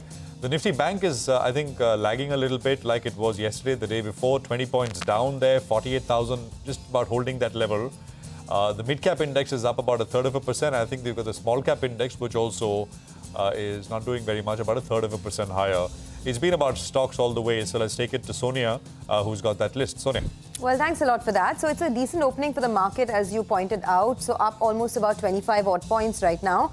ONGC is really the one that I'm looking at this morning, considering the kind of up move that ONGC is expected to see. Remember, it's had a big rally this year. It's up almost 35% this year. And Nomura has upgraded ONGC to a neutral, raised the target price to 290 on the stock from 150 earlier. So this is one stock that's climbing up. In terms of result reactions, I want to look at VATech Vabag. The stock is down about 1%, but it is in this water treatment space, which has been buzzing quite a bit. The stock is up 60% this year already, and it's guiding for 15 to 20% compounded growth rate over the next 3 to 5 years. In fact, 62% gains in the past 6 months alone. So a little bit of profit taking is what you're seeing there.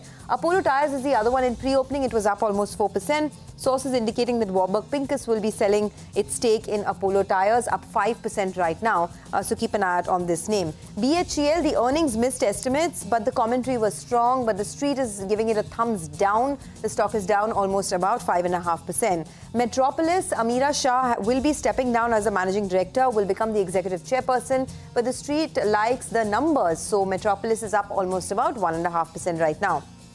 PI Industries, it's actually zooming right now. Revenue growth has slowed down to 11% year on year. The EBITDA, though, is quite strong, up almost about 29%.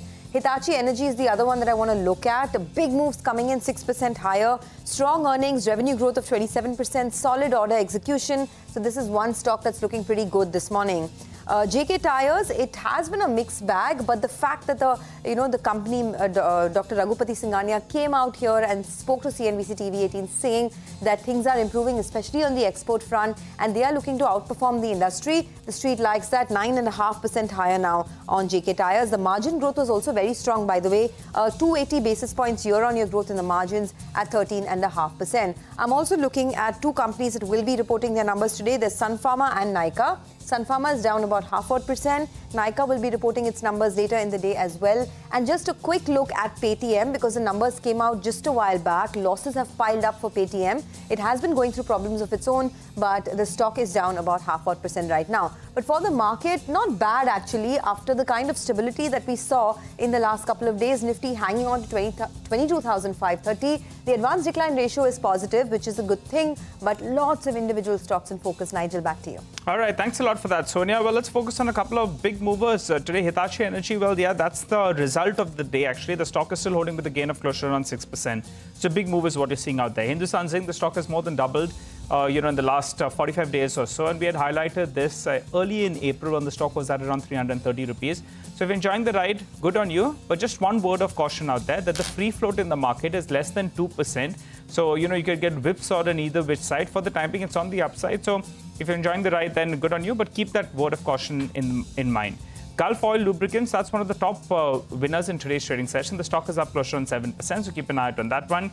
IRDA, on the back of high volumes, that stock as well is up close to around 2%, so that one comes on your radar. Another big volume mover today is Easy Trip, so all those stocks on your radar on the upside. On the flip side, GSFC, the stock is down more than 5%, so that's getting clobbered in trade today.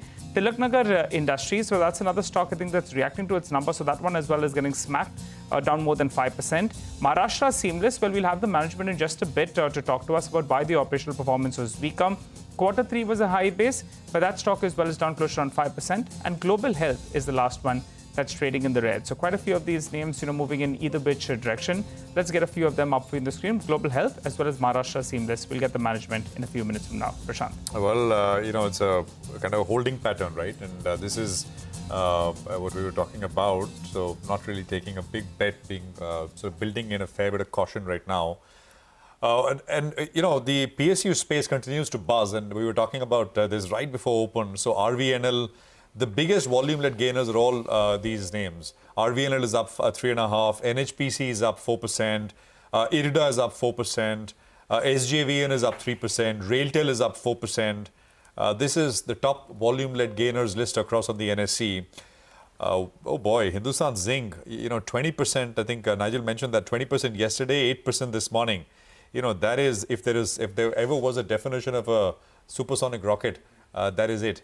And what an absolute stunner of a move coming through. And by the way, this year, and we're still not sort of halfway through into 2024, stocks up 150%. So that is the extent of the move in this name. Float, of course, is we've always highlighted is low, very, very low for Hindustan Zinc free float. What else? Adani Power is up about 3.5%. Big volumes as well at this point in the day. Action Construction comes up with a 3% pop. Metropolis, I think we did mention earlier here, 6% higher. And, D-Mart is up about 3.5% as well. Market breadth is pretty solid. It's about 2.5:1 in favor of what's up. BHEL remains the top volume-led loser right now. It's down 4%. Of course, stock's done very well. Numbers disappointed, although the management commentary was good, but the market is paying attention to the numbers at this stage, at least, right at the words go. What else? IEX is down about 2.5%, and there is a few other stuff. I think Brigade Enterprises down 2%.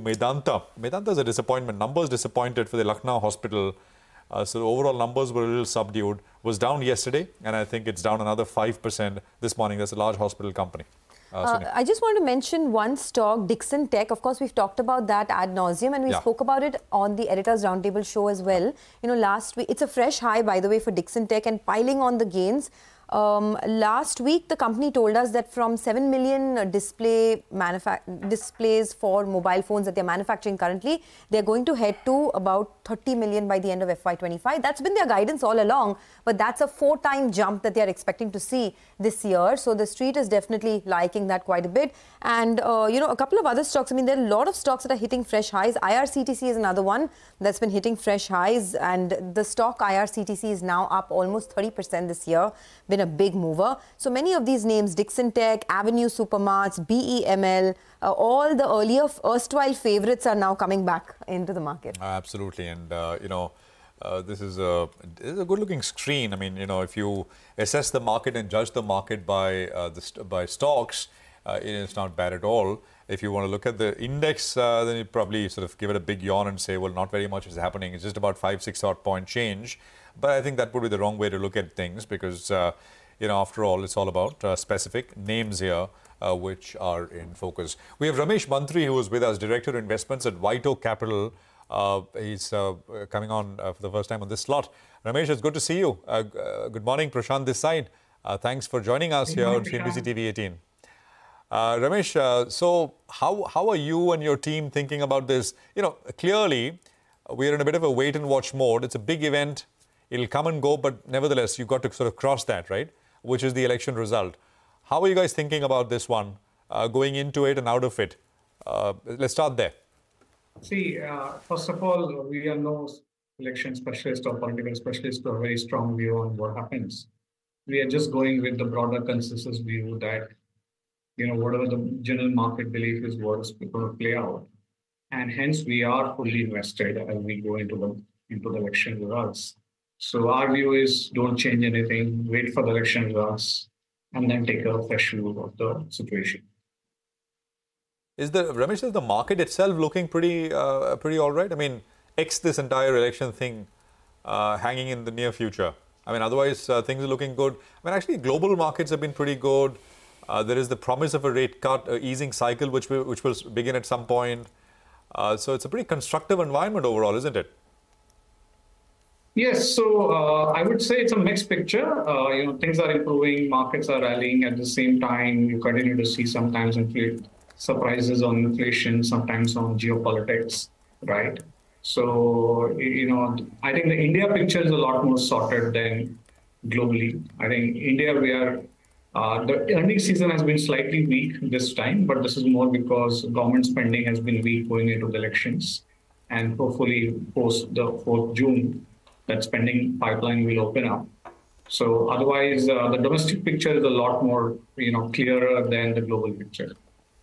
Okay, domestic picture is a lot more clearer than the global picture. For now, at least, you have the mid-cap end of trade, which is looking very good. So broader market traction is picking up. Ramesh, hi, good morning. Good to see you in. Tell us about your new Special Opportunities Fund. What does it entail? What are you guys looking at? Yeah, so the whole idea of the Special Opportunities product is to, take a, look at all the special situations that emerge in the Indian market, and also to take a slightly contra view to our general style of investing. So this is going to be more opportunistic because you are going to be contrarian in many of the positions. It's going to be more value-oriented. than our typical style is. So this is going to be a product with slightly higher volatility, but hopefully will perform differently from our other products, and hopefully will deliver better returns over the long term. Interesting one, Ramesh. Good morning and good to see you on the show. Nigel on this side. You want to give us a sneak peek? What all could feature in that list? You have a couple of banking names that have underperformed. You have some FMCG names that have underperformed. I don't know. There's a long list out there. And there are big outperformers as well. But since it's a contra fund, you want to give us some kind of a sneak peek? Yeah. So interestingly, this fund is getting invested on 4th June after the election results are out. So we have, the allotment date is actually 4th June. So it's been properly timed because the election is a special situation in India every 5 years, right?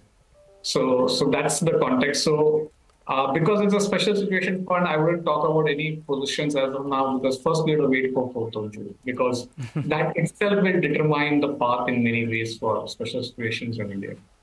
Okay. All right. Ramesh, since we're talking about the elections, you think the markets will be okay, 272 plus, that's done? Or maybe the expectations were elevated, 400, 350 odd.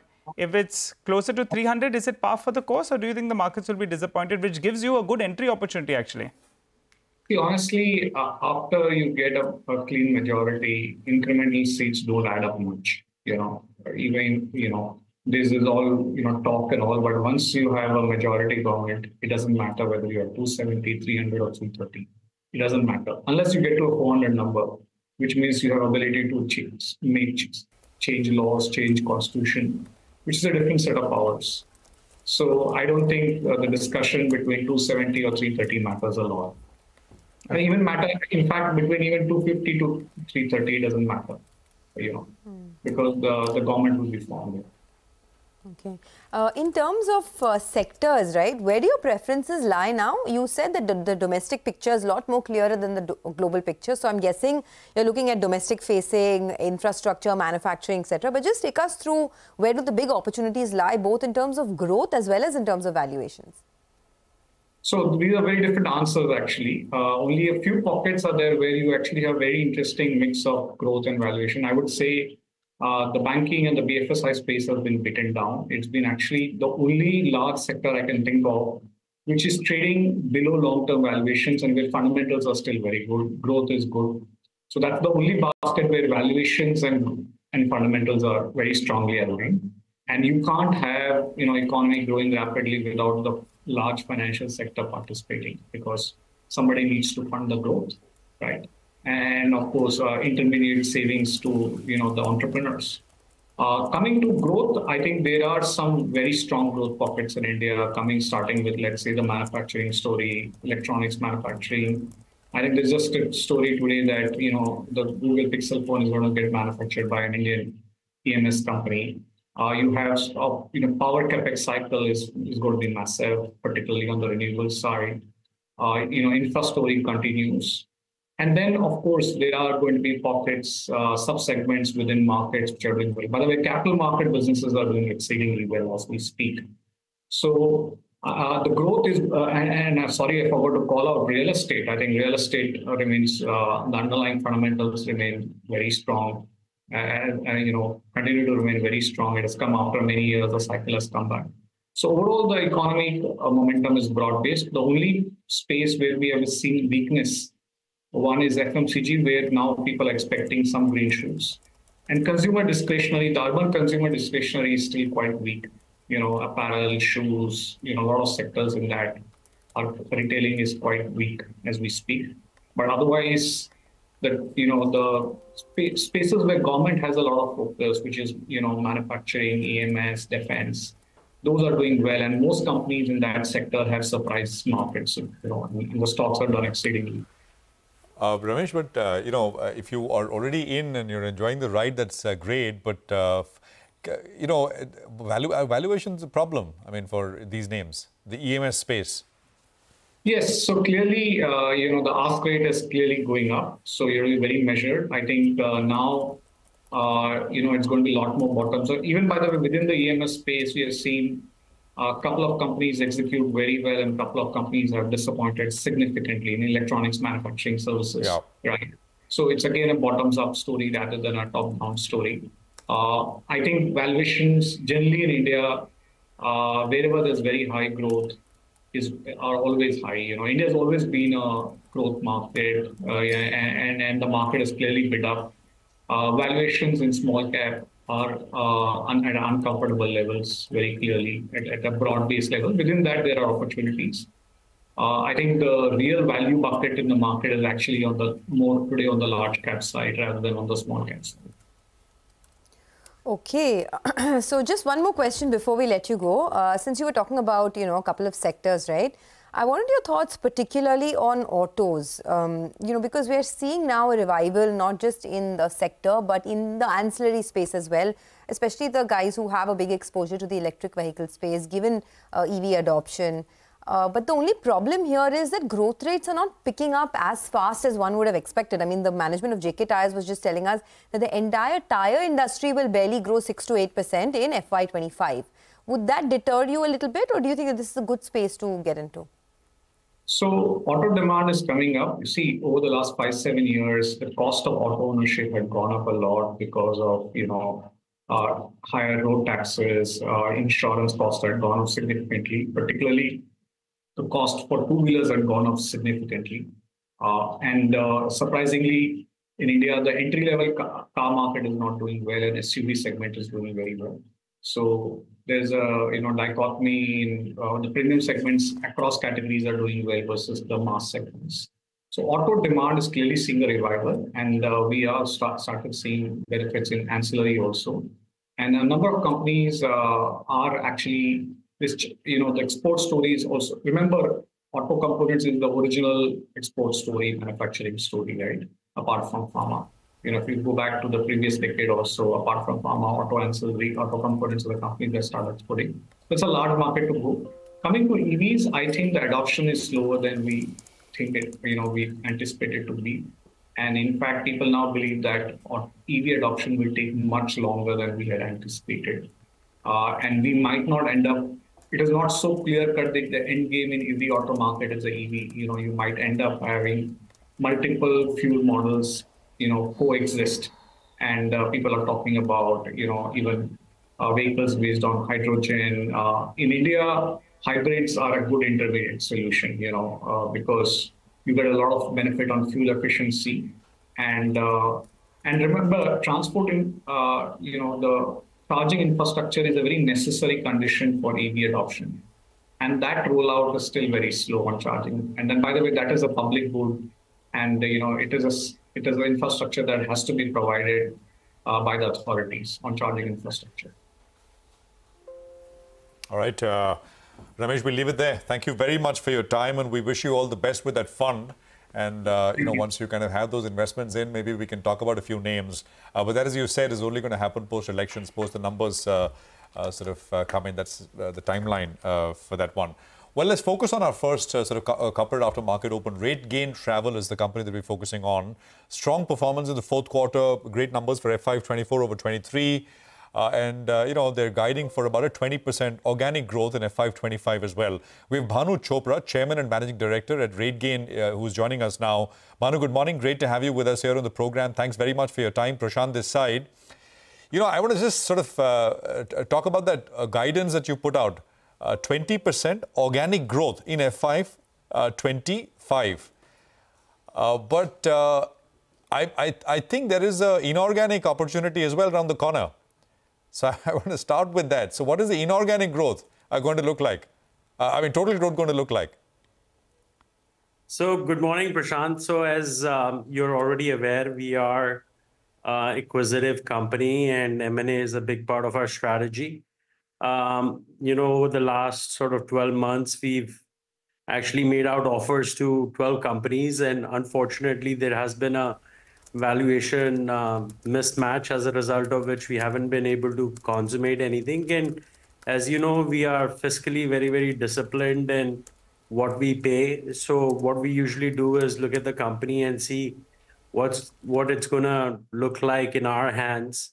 So we build out our own internal models and look for an IR north of 20% and a payback of 5 to 7 years. So given that, we've been quite disciplined on what we are willing to pay, and I'm hoping something will fructify in the next quarter or two. So yeah, we are very close, and we're looking at opportunities in DAS, MarTech, and distribution, which are the three business lines that we have. Banu, I mean, that's 12 companies you made an offer, but valuations are not matching, right? So you got to be, you got about 1,100 crores of cash on the book. So, so you're ready. You just give us a sense. You gave us some criteria about IR and payback, etc. What geography? What's the typical sort of sweet spot in terms of a deal size? And you'll have some sense of what the total growth could look like post this acquisition, because it looks like it will happen this quarter or the next quarter. Go on. So, in terms of our sweet spot, we've, in terms of what we pay is about 20 million, but those are the kind of deals that we've done in the past. But looking at all the deals that we are looking at, they're actually, in different revenue ranges. Some are even very, very transformative. So it's hard to, commit to something at this point. As soon as we are closer, I'll come back on your channel and talk more about it. But it looks like it's more than 20 million, what you're looking at this time. It's a bigger one. You're very good, Prashant, at getting something out of me. But I'll stay firm and say we'll come back and talk about it, once we are closer. Okay. What was the organic growth that you saw in FY24? So we were north of 30%. And as you saw in the last quarter, that's completely organic. We did 40%. So you're saying north of 30% in all of FY24, and you have guided for a 20% growth in FY25, correct? Just trying to get that number out of the way. That's correct. Okay. And on the margin front, there was a sharp jump that you saw quarter on quarter and year on year. Can you tell us what are the margin levers that you have in FY25, and how will you achieve your margin guidance of 100 to 200 basis points expansion in FY25? So as you know, Sonia, the SaaS model is a very superior business model, and the operating leverage begins to kick in. We are operating at gross margins of north of 75%.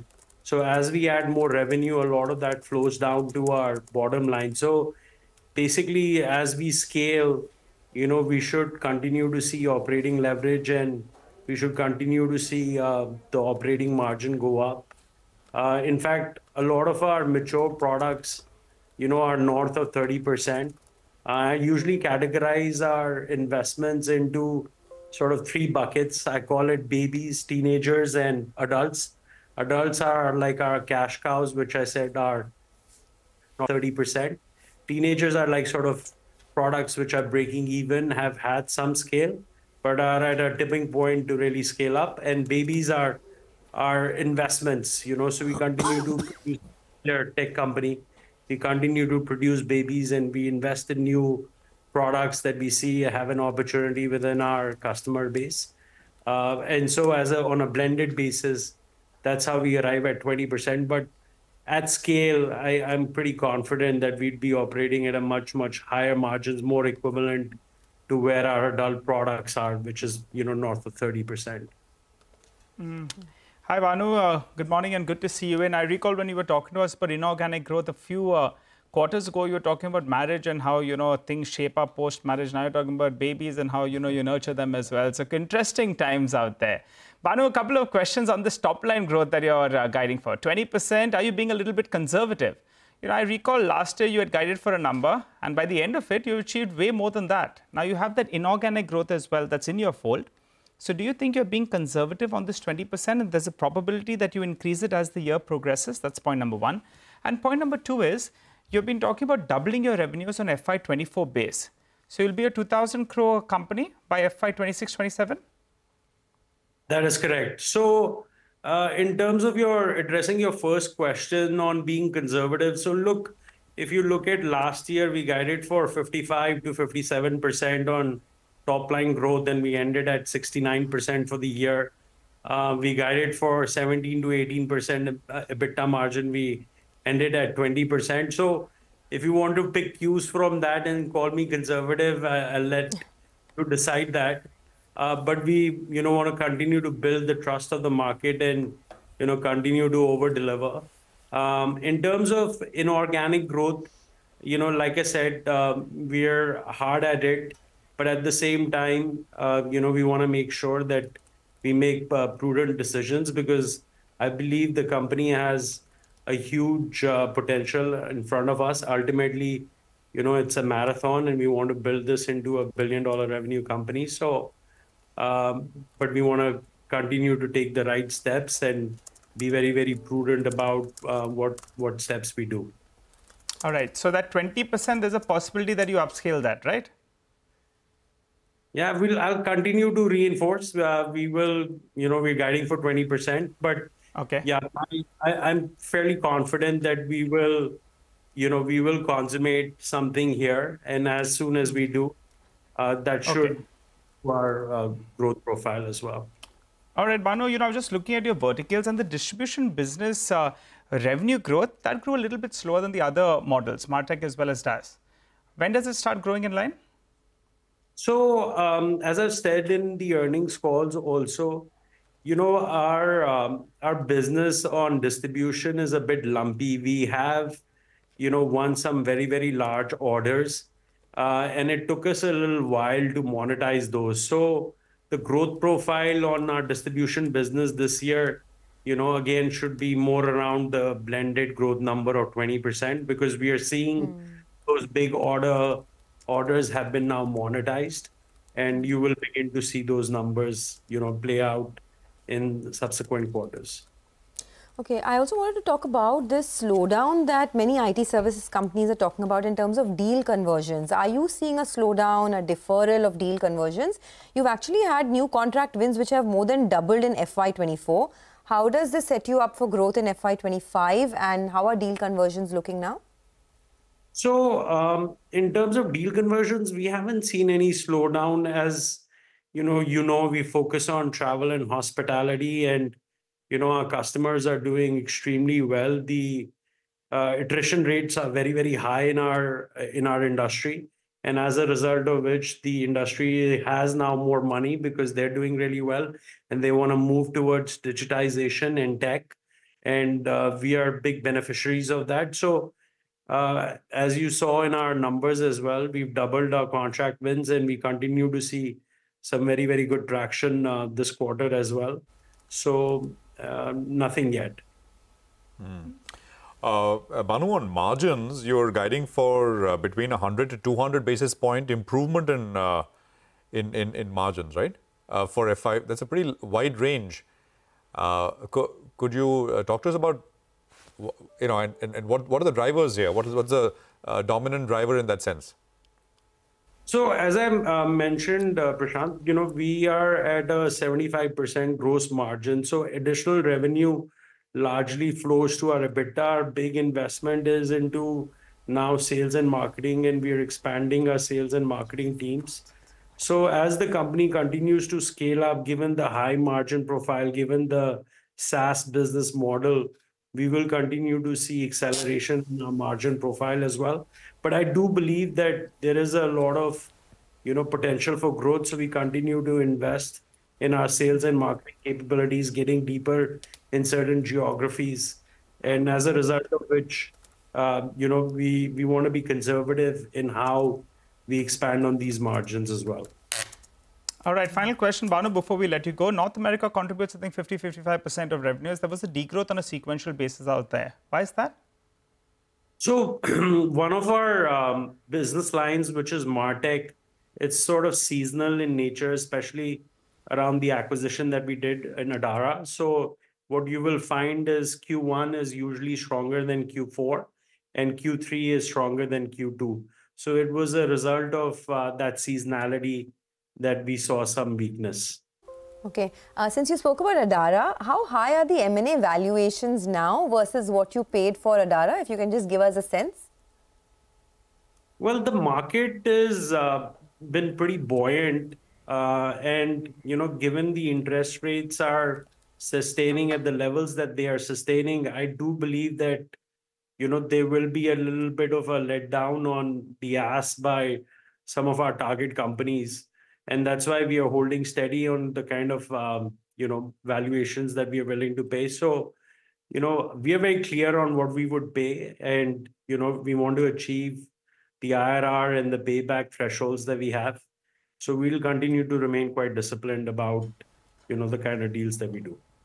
Okay, all right. Bhanu, thanks a lot for joining in. We look forward to more marriages, bringing up of those babies and, growing the company towards that 2,000 crore and then $1 billion of revenues. Appreciate you joining in and speaking to us here on CNBC-TV18. For the time being, though, we'll slip in a short break. On the other side, we'll shift focus to Maharashtra Seamless to talk about the past quarter's numbers and the way ahead. Later on, we'll also be joined by the management of Hitachi Energy. Stay with us.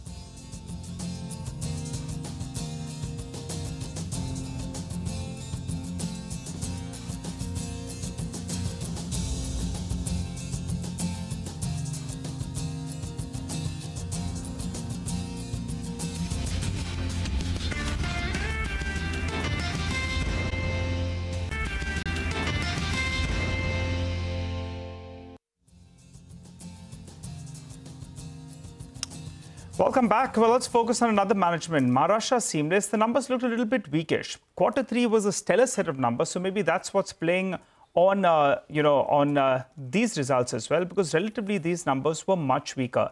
The stock, however, has corrected more than 20% from the recent peak, telling you that the street was bracing for a rather weak set of numbers. Mr. Kaushal Bengani, the Deputy General Manager, joins us on the show.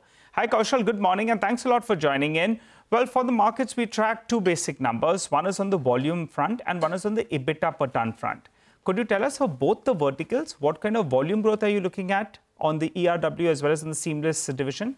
And what's the steady state EBITDA per ton we should look at? Because in this past quarter, this Seamless number did come down quite a lot. Yes. Thank you for having me. In the fourth quarter, we had dispatches of close to 95,000 tons, and that is lower than what was there in the previous quarter of this year and also the quarter of FY23, last quarter of FY23. The primary reason why that happened in this particular quarter was because of mismatch in the product mix that we have. We had certain large size orders which were expected to be dispatched in this quarter, but that did not take place. Going forward, we expect that to normalize because we've recently received a large order from ONGC of 674 crores and our order book remains good. Right now, our order book is 60% ONGC and Oil India, and generally these are good margin orders for us. Okay. All right, Kaushal, so we got that. There was a dispatch that got pushed forward, which in turn resulted in a weakish showing in quarter 4. But let's talk about FY25 then. For your Seamless division, last year, I think you did roughly around 400,000. For this year, what can you do on volumes?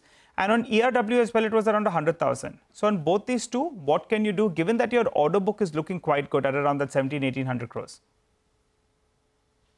In FY25, we'll probably do same levels for ERW, which is around 100,000 tons, maybe 5% growth, because we've recently been able to ramp up production on the ERW front.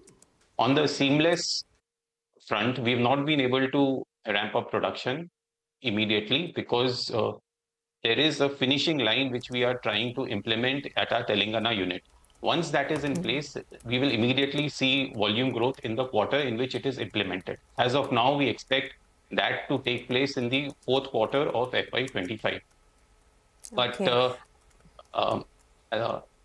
please go ahead. Okay.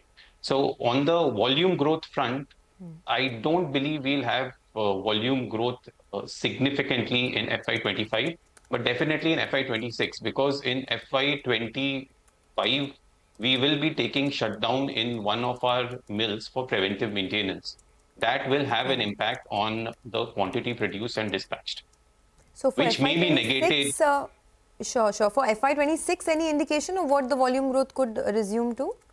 So FY26, once we have that finishing line in place, we'll have volume growth of at least 70 to 80,000 tons, because right now we are not utilizing that capacity fully on account of that bottleneck.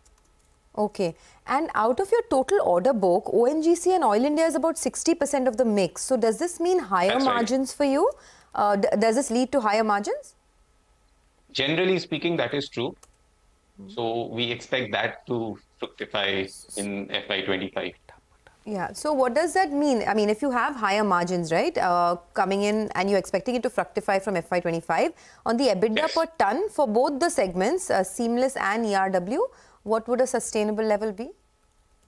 We wouldn't like to give you a number, but just to give you an estimate of what the range would be, in Q3, we did 30,000 rupees per ton on the seamless front. And in Q4, we have done 21,000 rupees per ton.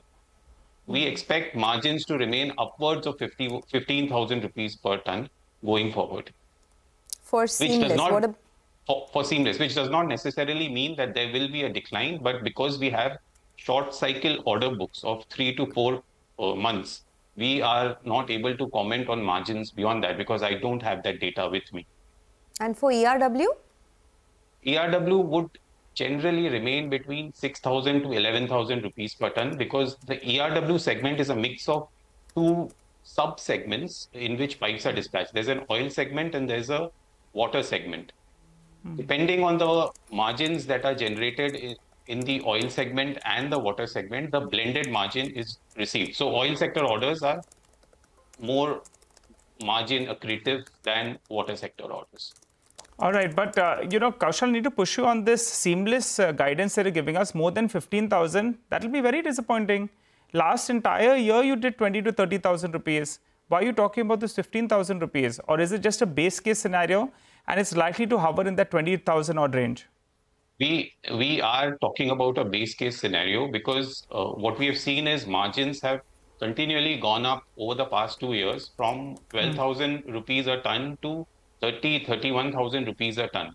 So because I don't have data for the rest of the year and we operate on a short cycle order book position, we would not want to give guidance more than 15,000 rupees per ton because that's the base case that we want to work upon. Got it. Got it. Okay, rigs is a small part of your business. The EBITDA last year was around 50 crores, but there has been some repricing of rigs. So will it contribute much more for this year, or should we be working with a number closer to what you've done in the past? And also, since things are looking up, any plans of selling this rigs business? Yes, on both the points, the rigs was repriced in May 2022. Unfortunately, the tender for the rig was submitted prior to the Russia-Ukraine war, which meant that the effect of the repricing was just missed. Because immediately after the Russia-Ukraine war in February 22, when new tenders were released, they went up as high as 80,000 rupees per day on the rig rental front. However, since the tender we had submitted was prior to the Russia-Ukraine war, when the rig was redeployed on a new contract in May 22, it was at 38,000 rupees per ton. EBITDA of 50 crores is what you should be projecting going forward because it's a 3-year contract which will conclude in May 2025. Oh, okay. And any plans of selling it?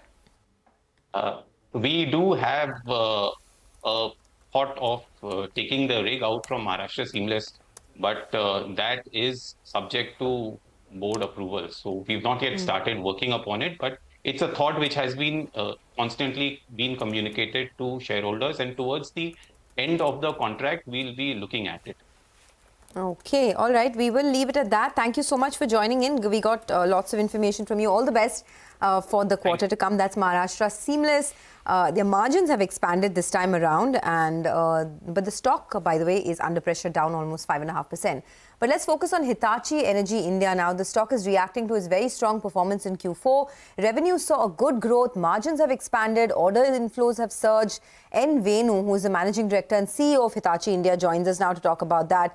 Mr. Venu, thank you so much for joining in and congratulations on a good set of numbers. I want to start with the margins because you had guided that you will reach double-digit margins in FY25, but you've achieved that in FY24 itself. Can you tell us, with metal prices moving higher, will you be able to sustain margins at these levels? And if yes, do you have any more levers to, grow your margins further in FY25? No, thank you very much for having you in your show, and good morning to everyone. As you have rightly said, the Q4 was a strong quarter. Our revenue, orders, and everything has really grown double digits, and that has, with the high revenue growth, has also helped us margin accretion and margin expansion. And our business is what we call as a both long cycle as well as a late cycle business. And while quarter on quarter comparison is absolutely okay, but we always look at midterm to long term view on that. If you really look at the whole of FY23 financial year, our EBITDA margin was 6.7%. And we have improved 100 basis points compared to the previous financial year in that. So the direction is that, to improve the margins sustainably, 10% EBITDA level is what we are looking at it in that. So our guidance has been that, we enter double-digit margin by end of FY25 is what we are looking at it. And we need to do a lot, and we're going to do that both in terms of our base orders, in terms of our service, and in terms of our exports. So these are the levers we are looking at it. I fully agree with you that the metal prices are going up. So we are taking all the necessary actions to see that, our portfolio is shielded from that. We have a very strong, order backlog of more than 7,200 crores. And that give a very good visibility of revenue and also margin out of that in the coming quarters. So will you be taking any price hikes in order to push the higher metal prices to consumers? Is demand strong enough for you to pass on prices? We will definitely, case to case basis. We have been very actively and transparently. We are working with our customers, and then we wherever we need to push it, we will be able to give this price increase to our customers. But bulk of our portfolio, what we have is also variable prices. So that way it will be shielded to some extent at least. Okay, so there's this continuous kind of rolling price hikes, which you pass on. So it's variable contracts, not fixed price, right? Mr. Venu, hi, morning, Prashant here. Hi, morning, Prashant. So the segments you operate in, the demand, of course, looks very, very strong. And investors have noticed that your share price done very well, but others in the sector has also done very well. Now, could you talk to us a little bit about the opportunity size on the domestic transmission capex? The size as you see it, and how will this, some materialization timelines in that sense? When will this opportunity materialize into specific orders? If you can give us a sense.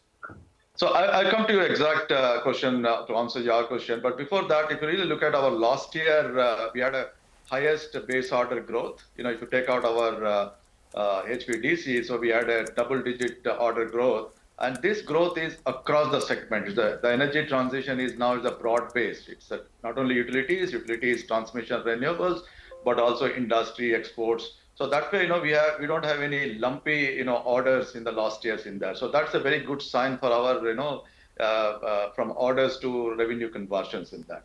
So coming back to your question on that, Prashant, is that, if I take only one segment, that is interstate transmission, which government has set itself ambition of 500 gigawatt of transmission, which will give you approximately 2.4 lakh crore, which is the is the estimate from the budget from the government start 2.4 lakh crore of the investments in that, right?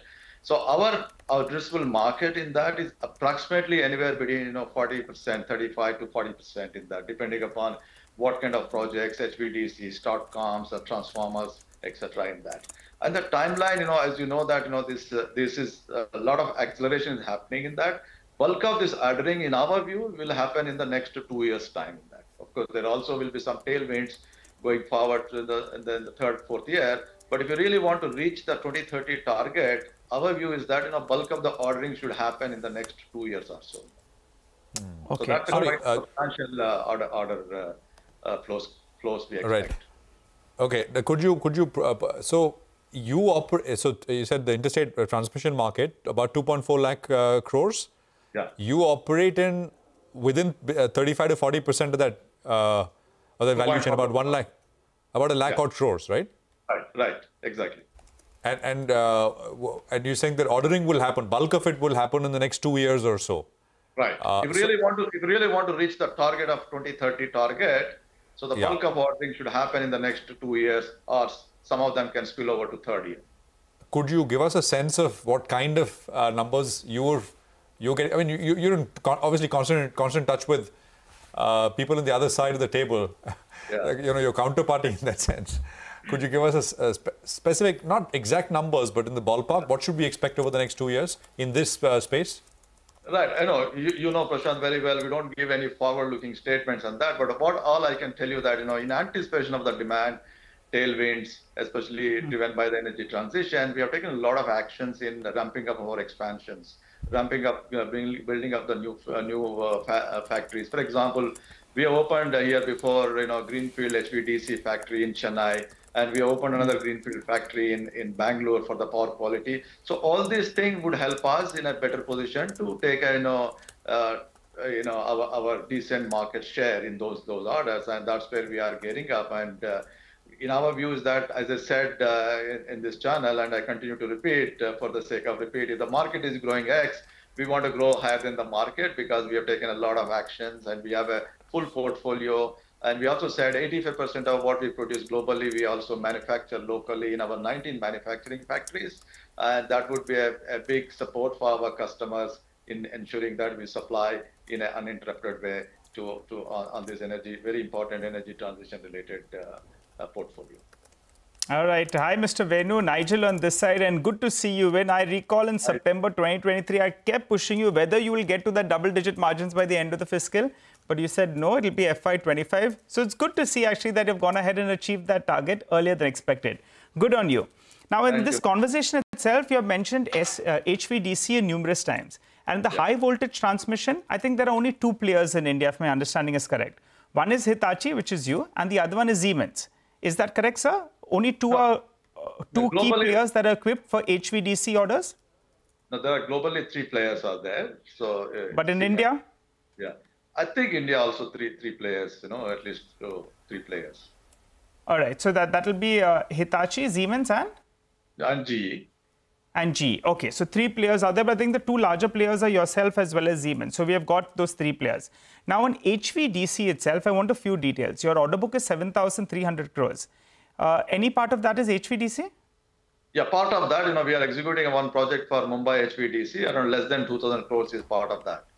Okay, so 2,000 crores out of the current 7,200 crores is HVDC. Now I'm focusing on this, less than 2,000 crores. I'm focusing on HVDC because that's where your core strength is. And as you told us as well, there could be a higher number of orders coming in from HVDC in comparison to what we have seen in the past, which is where the opportunity comes for you. Now we're looking at a couple of brokerage notes, and they are factoring in 1 HVDC order per year that amounts to around 4,000 to 4,500 crores for the next 2 years. Is that a fair estimate? Nuvama is the brokerage note that is written, by the way, on that. Is that a fair estimate? One order you could win in the next year, 25 and 26? What I'm saying is that, I also exactly told in the same channel that previously India used to have one HVDC project for every 4 to 5 years. Yes. So from there, the market has moved to have at least one HVDC project per year. So that's the market available in that. So from one HVDC per year, our focus is that in the next 2 to 3 years, the need to have at least 2 HVDC projects per year in that. So as you know, that HVDC technology invented by us 70 years back, and today 50% of the existing HVDC links in India, they run through our technology, and this is also the same globally in that. So we have a very strong value propositions and also the supply chains, and on top of that, the HVDC is a very niche technology, is a very high technology intensive technology. Today we have built the capabilities to execute end to end in India in that.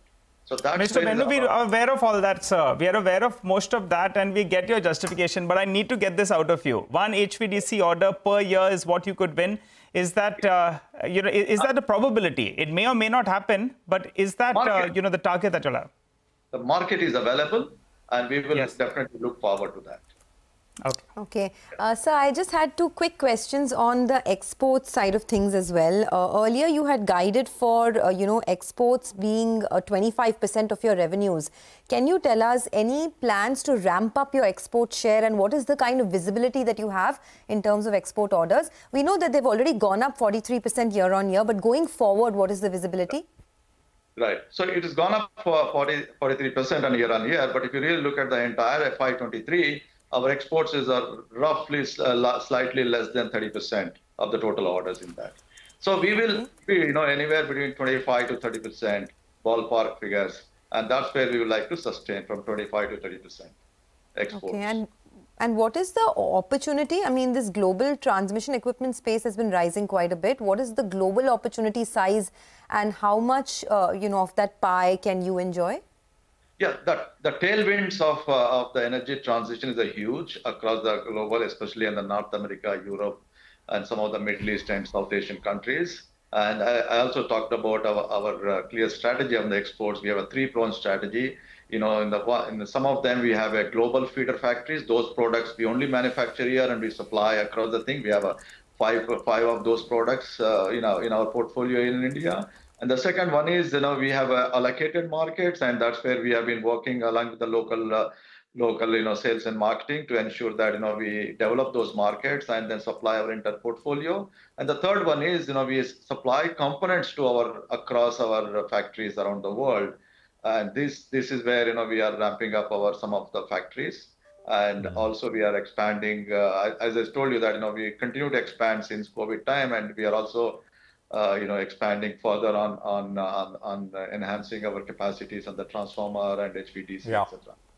Yeah. No, I mean, just to take off on that point, Mr. Venu, apart from transformers, in which other equipment or products can, the Hitachi India gain market share in the parent's global supply chain? If you can give us a sense. So I think there are a lot of areas where we are looking at it. One is that HVDC, for example, the components of HVDC to supply HVDC components, like valves, for example. So we set up our factory here. So we are looking these things not only for the Indian market, but also for the global opportunities. That's one aspect. Then we are also looking at the STATCOMs, for example, is another opportunity. So these are... Sorry, what was that? What was that? Sorry, I missed that. STATCOM, these are power quality solutions. Okay. It's called as a STATCOM. So that's also quite a big opportunity, is as part of our 500 gigawatt of interstate transmission. There's a lot many the STATCOM projects are part of those things. So that's also where we are a very big player in that market. Okay, and that is already part of what you said is your addressable market in that 2.5 lakh crores. It's already it's kind of accounted for that. All right. Yes, fair enough. We'll leave it there. Great conversation as always. Thank you very much, sir. And appreciate your time here on CNBC-TV18. Hope to speak with you soon again. It's a sector which is booming. And of course, Hitachi is right up there in terms of what it's been able to do, gaining share. And the market, of course, absolutely rewarding this one. We'll take a break. We are back. Manisha will be joining in with all things commodities. And the market, I mean, at the index level, nothing at all. 5 points on the Nifty. That's a change. We're back.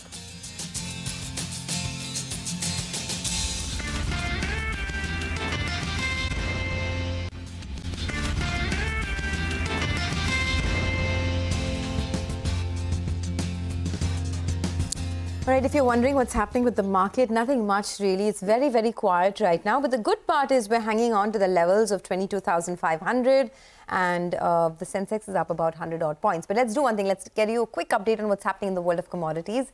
Manisha Gupta is here with us. Manisha, over to you.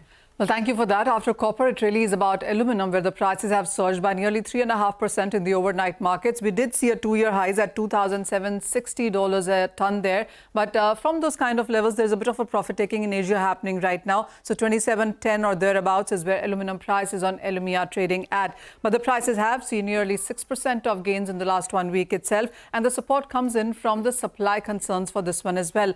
There are statements from Rio Tinto which says that they are declaring force majeure on alumina cargoes from Australia refineries. Now, this is happening because there are power outages there and there are concerns about supply from there is the reason we've seen Rio Tinto do that. But it's not just Rio Tinto. When you look at Yunnan in China, there are smelter production cuts there as well because of drought situations, and that has led to supply moving forward from the markets there.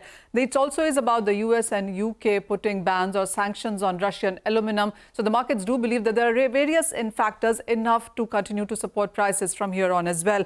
If you look at the manufacturing data that has come in from US and Europe, that has been on the positive side. Same is the case with China as well. China also is looking at its bauxite security from New Papua Guinea, and that is a concern from those markets there. It also has to do with Japan, which is buying aluminum at a premium right now for its 1 and 2 forward months, and that in turn has been supportive. If you look at the latest Citi report that has come in, it says that they are bullish on aluminum for the medium term, especially for the next 18 to 24 months. They believe that the aluminum prices have a lot of steam left in that one.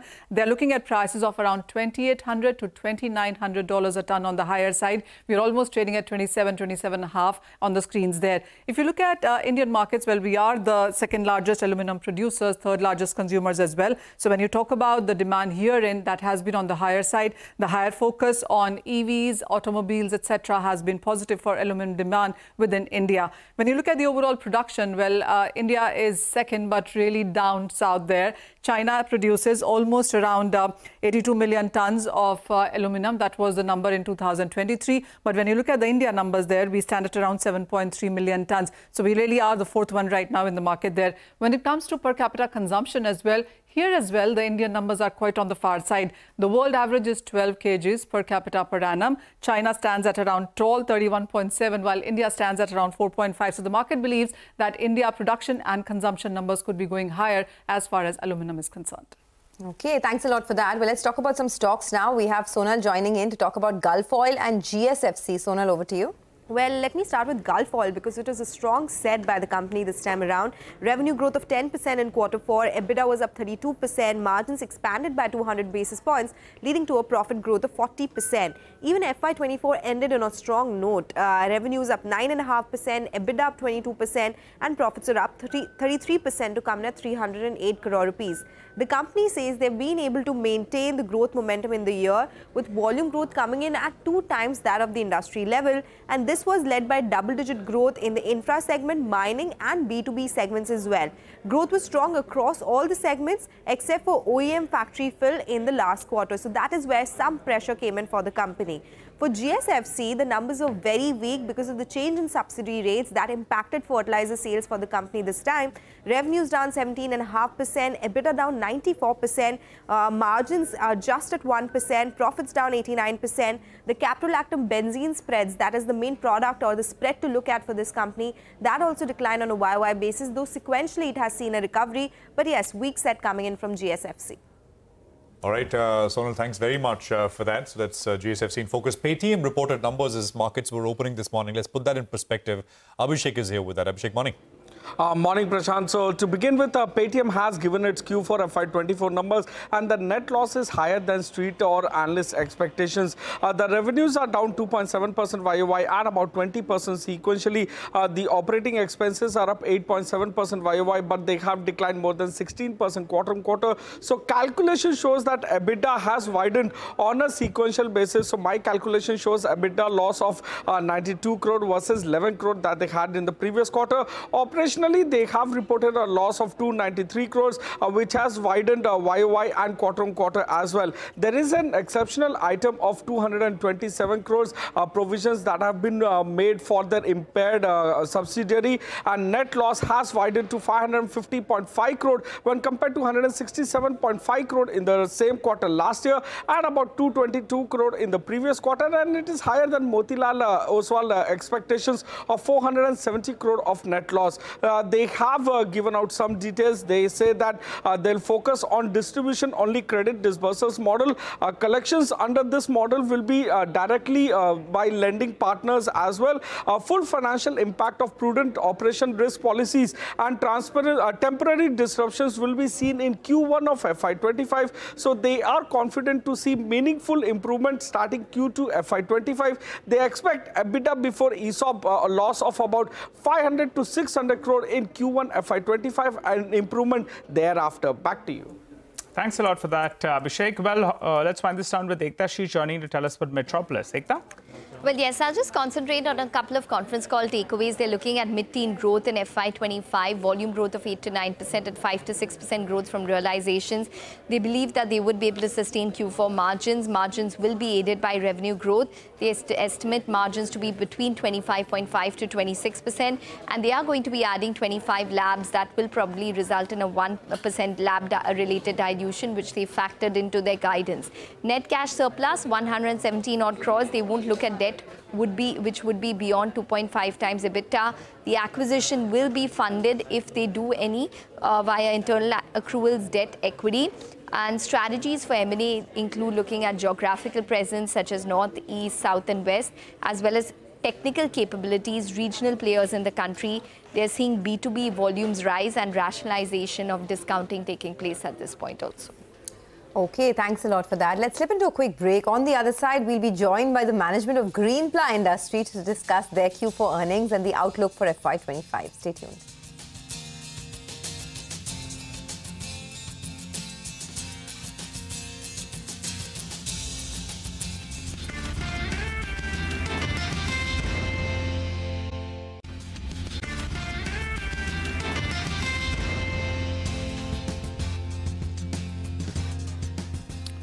Welcome back. Well, I think the stock you should be focusing on is BEL. Upasana sent us some of the con call details, and that explains why the stock has seen a big recovery from the low point of the day.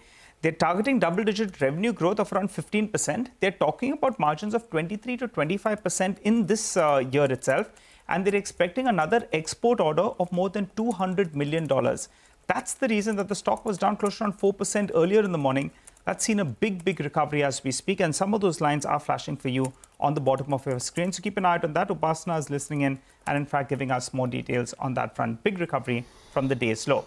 But as promised, let's get chatting with the management of Greenply Industries. The performance was rather mixed or relatively good. They have commenced their MDF operations as well. Well, to find out about what's the outlook from here on, Mr. Manoj Tulsian, the joint MD and CEO of the company, joins us on the show. Hi, sir. Good morning, and thanks a lot for joining in. Well, I want to focus on the MDF part of the business itself. What can you guide for on this business in terms of volumes? I think last year you did around 125,000. For this year, what could it be on revenues as well as on the margin front? Please go ahead. Hi, Nigel. First of all, good morning, and thank you for having me on the show. It's always a pleasure meeting you. In terms of MDF volume, this year we are targeting to touch anything beyond 200,000 CBM. And the subsequent year also, then we can build up almost a 20 to 25% volume growth on the same. Okay. And margins on it, what will it be? Mid-teens? So margins is only going to move up, because it was the first year of operations, and as we maintain that it takes some time to get the operating efficiencies. So if you really see on a quarter-to-quarter basis, we are improving on our margins. I think for the full year, this fiscal, we should be in upward of 16%. And the year subsequent, we can further improve that by around 2 to 3% for sure. Okay. Manoj, hi, good morning, and thank you for joining us. On the plywood business, what kind of growth are you hoping to see in FY25? What are the realizations looking like? Can you build on to them this year? See, in terms of growth, last year also we maintained around, anything between 8 to 10% volume growth. We ended up somewhere around 8.6% as a volume growth. We don't have industry data to really understand that, how the plywood market is behaving.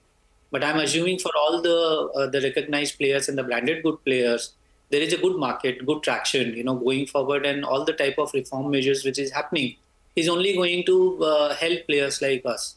So at this point of time, I maintain, anything between 8 to 10% as a volume growth.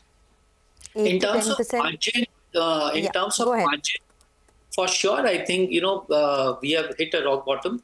Last full year, if you truly see, it was very difficult to pass on the raw material price increase to the market. But I think the market has more and more, with a time lag of 4 to 5 quarters, they have been able to absorb that. And we are strategically looking at, increasing or correcting prices in various markets. Coupled with that, I think, we are also concentrating on improving our sales on the premium segment. If that also happens, then for sure the margins will improve. So you're saying margins have hit a bottom in the plywood business and they'll improve going forward. So what are you looking at? By when do you think you can get back to double-digit margins? Will it be in this year itself, FY25? I think, Sonia, this year I'm not very sure, whether it will go to double digit. Yes, internally we are taking that as a target, but it's too early to say. But for the next year, for sure, I feel, 10% margin plus is something in this business is doable and sustainable also. So, and we will only be inching up. Also, what happened is last 1 year, if you really see, we increased our ad expenses. It has almost gone up on the same period basis by 1.1%. So that is something also which will slightly taper down, not my absolute investment, but now that I have a new line of business, there will be some amount of ad expense apportioned over MDF also. So my overall ad spend will not come down, but maybe as a percentage, I may get around 0.5% of benefit there also. Okay, and ad spends is roughly now it's around 3.5% of your total sales? True, yes. 3.5%, you're saying it will continue to get maintained at these levels, right? Well, yes, 3 to 4%, Nigel, is the type of investment what we look at, because it's a brand and we have been doing extension, like we added MDF. Now we are getting into hardware business. Maybe we'll add more line of business. So 3 to 4% of sales is something which we will continue to do as a brand investment. Okay, give us a few more details, besides the operational performance. What is the debt reduction plan that you have in this year? As of the last year, I think it was around 500 crores. So clarify on that. And what about the working capital days? Where does it stabilize it? It's been in this vicinity of around 35 to 45 days. So on the debt side, Nigel, if you really look at last year, we also had our Africa facility, which along with my India business, resulted into a total debt of close to around 725 to 750 crores. And, in the last quarter, we have been able to hive off 51% of that to new set of investors. By virtue of that, we have been able to get rid of that portion of the debt. So the debt on a steady state for the Indian business, including MDF at the console level, is now close to around 500 crores. Given that we have capex investment of 70 to 80 crores during this year also, I am assuming that this 500 crores will reduce by 10% by the year end. It should come down to 450. That gives us a very healthy debt equity of close to around 0.55, from our existing 0.7. And going forward also incrementally, I think, we will see improving trend of reduction in debt. Okay, one final question. So 10% reduction in debt, got that. One final question. Working capital days are currently around 47. Any plans to reduce it? It can come down by maybe 2 to 3 days at best, because in the month of March, we had done some incremental, investment on the raw material side. In terms of the receivable cycle and this, we are already on it. So we don't see much improvement happening there. It can primarily happen on the inventory side, and maybe it can improve by 2 to 3 days for the full year. Okay, all right, Mr. Tulsian, always good speaking to you. Thank you so much for joining us and speaking to CNBC TV18. With that, it's a wrap on Bazaar. Chartbusters coming up next. Stay tuned.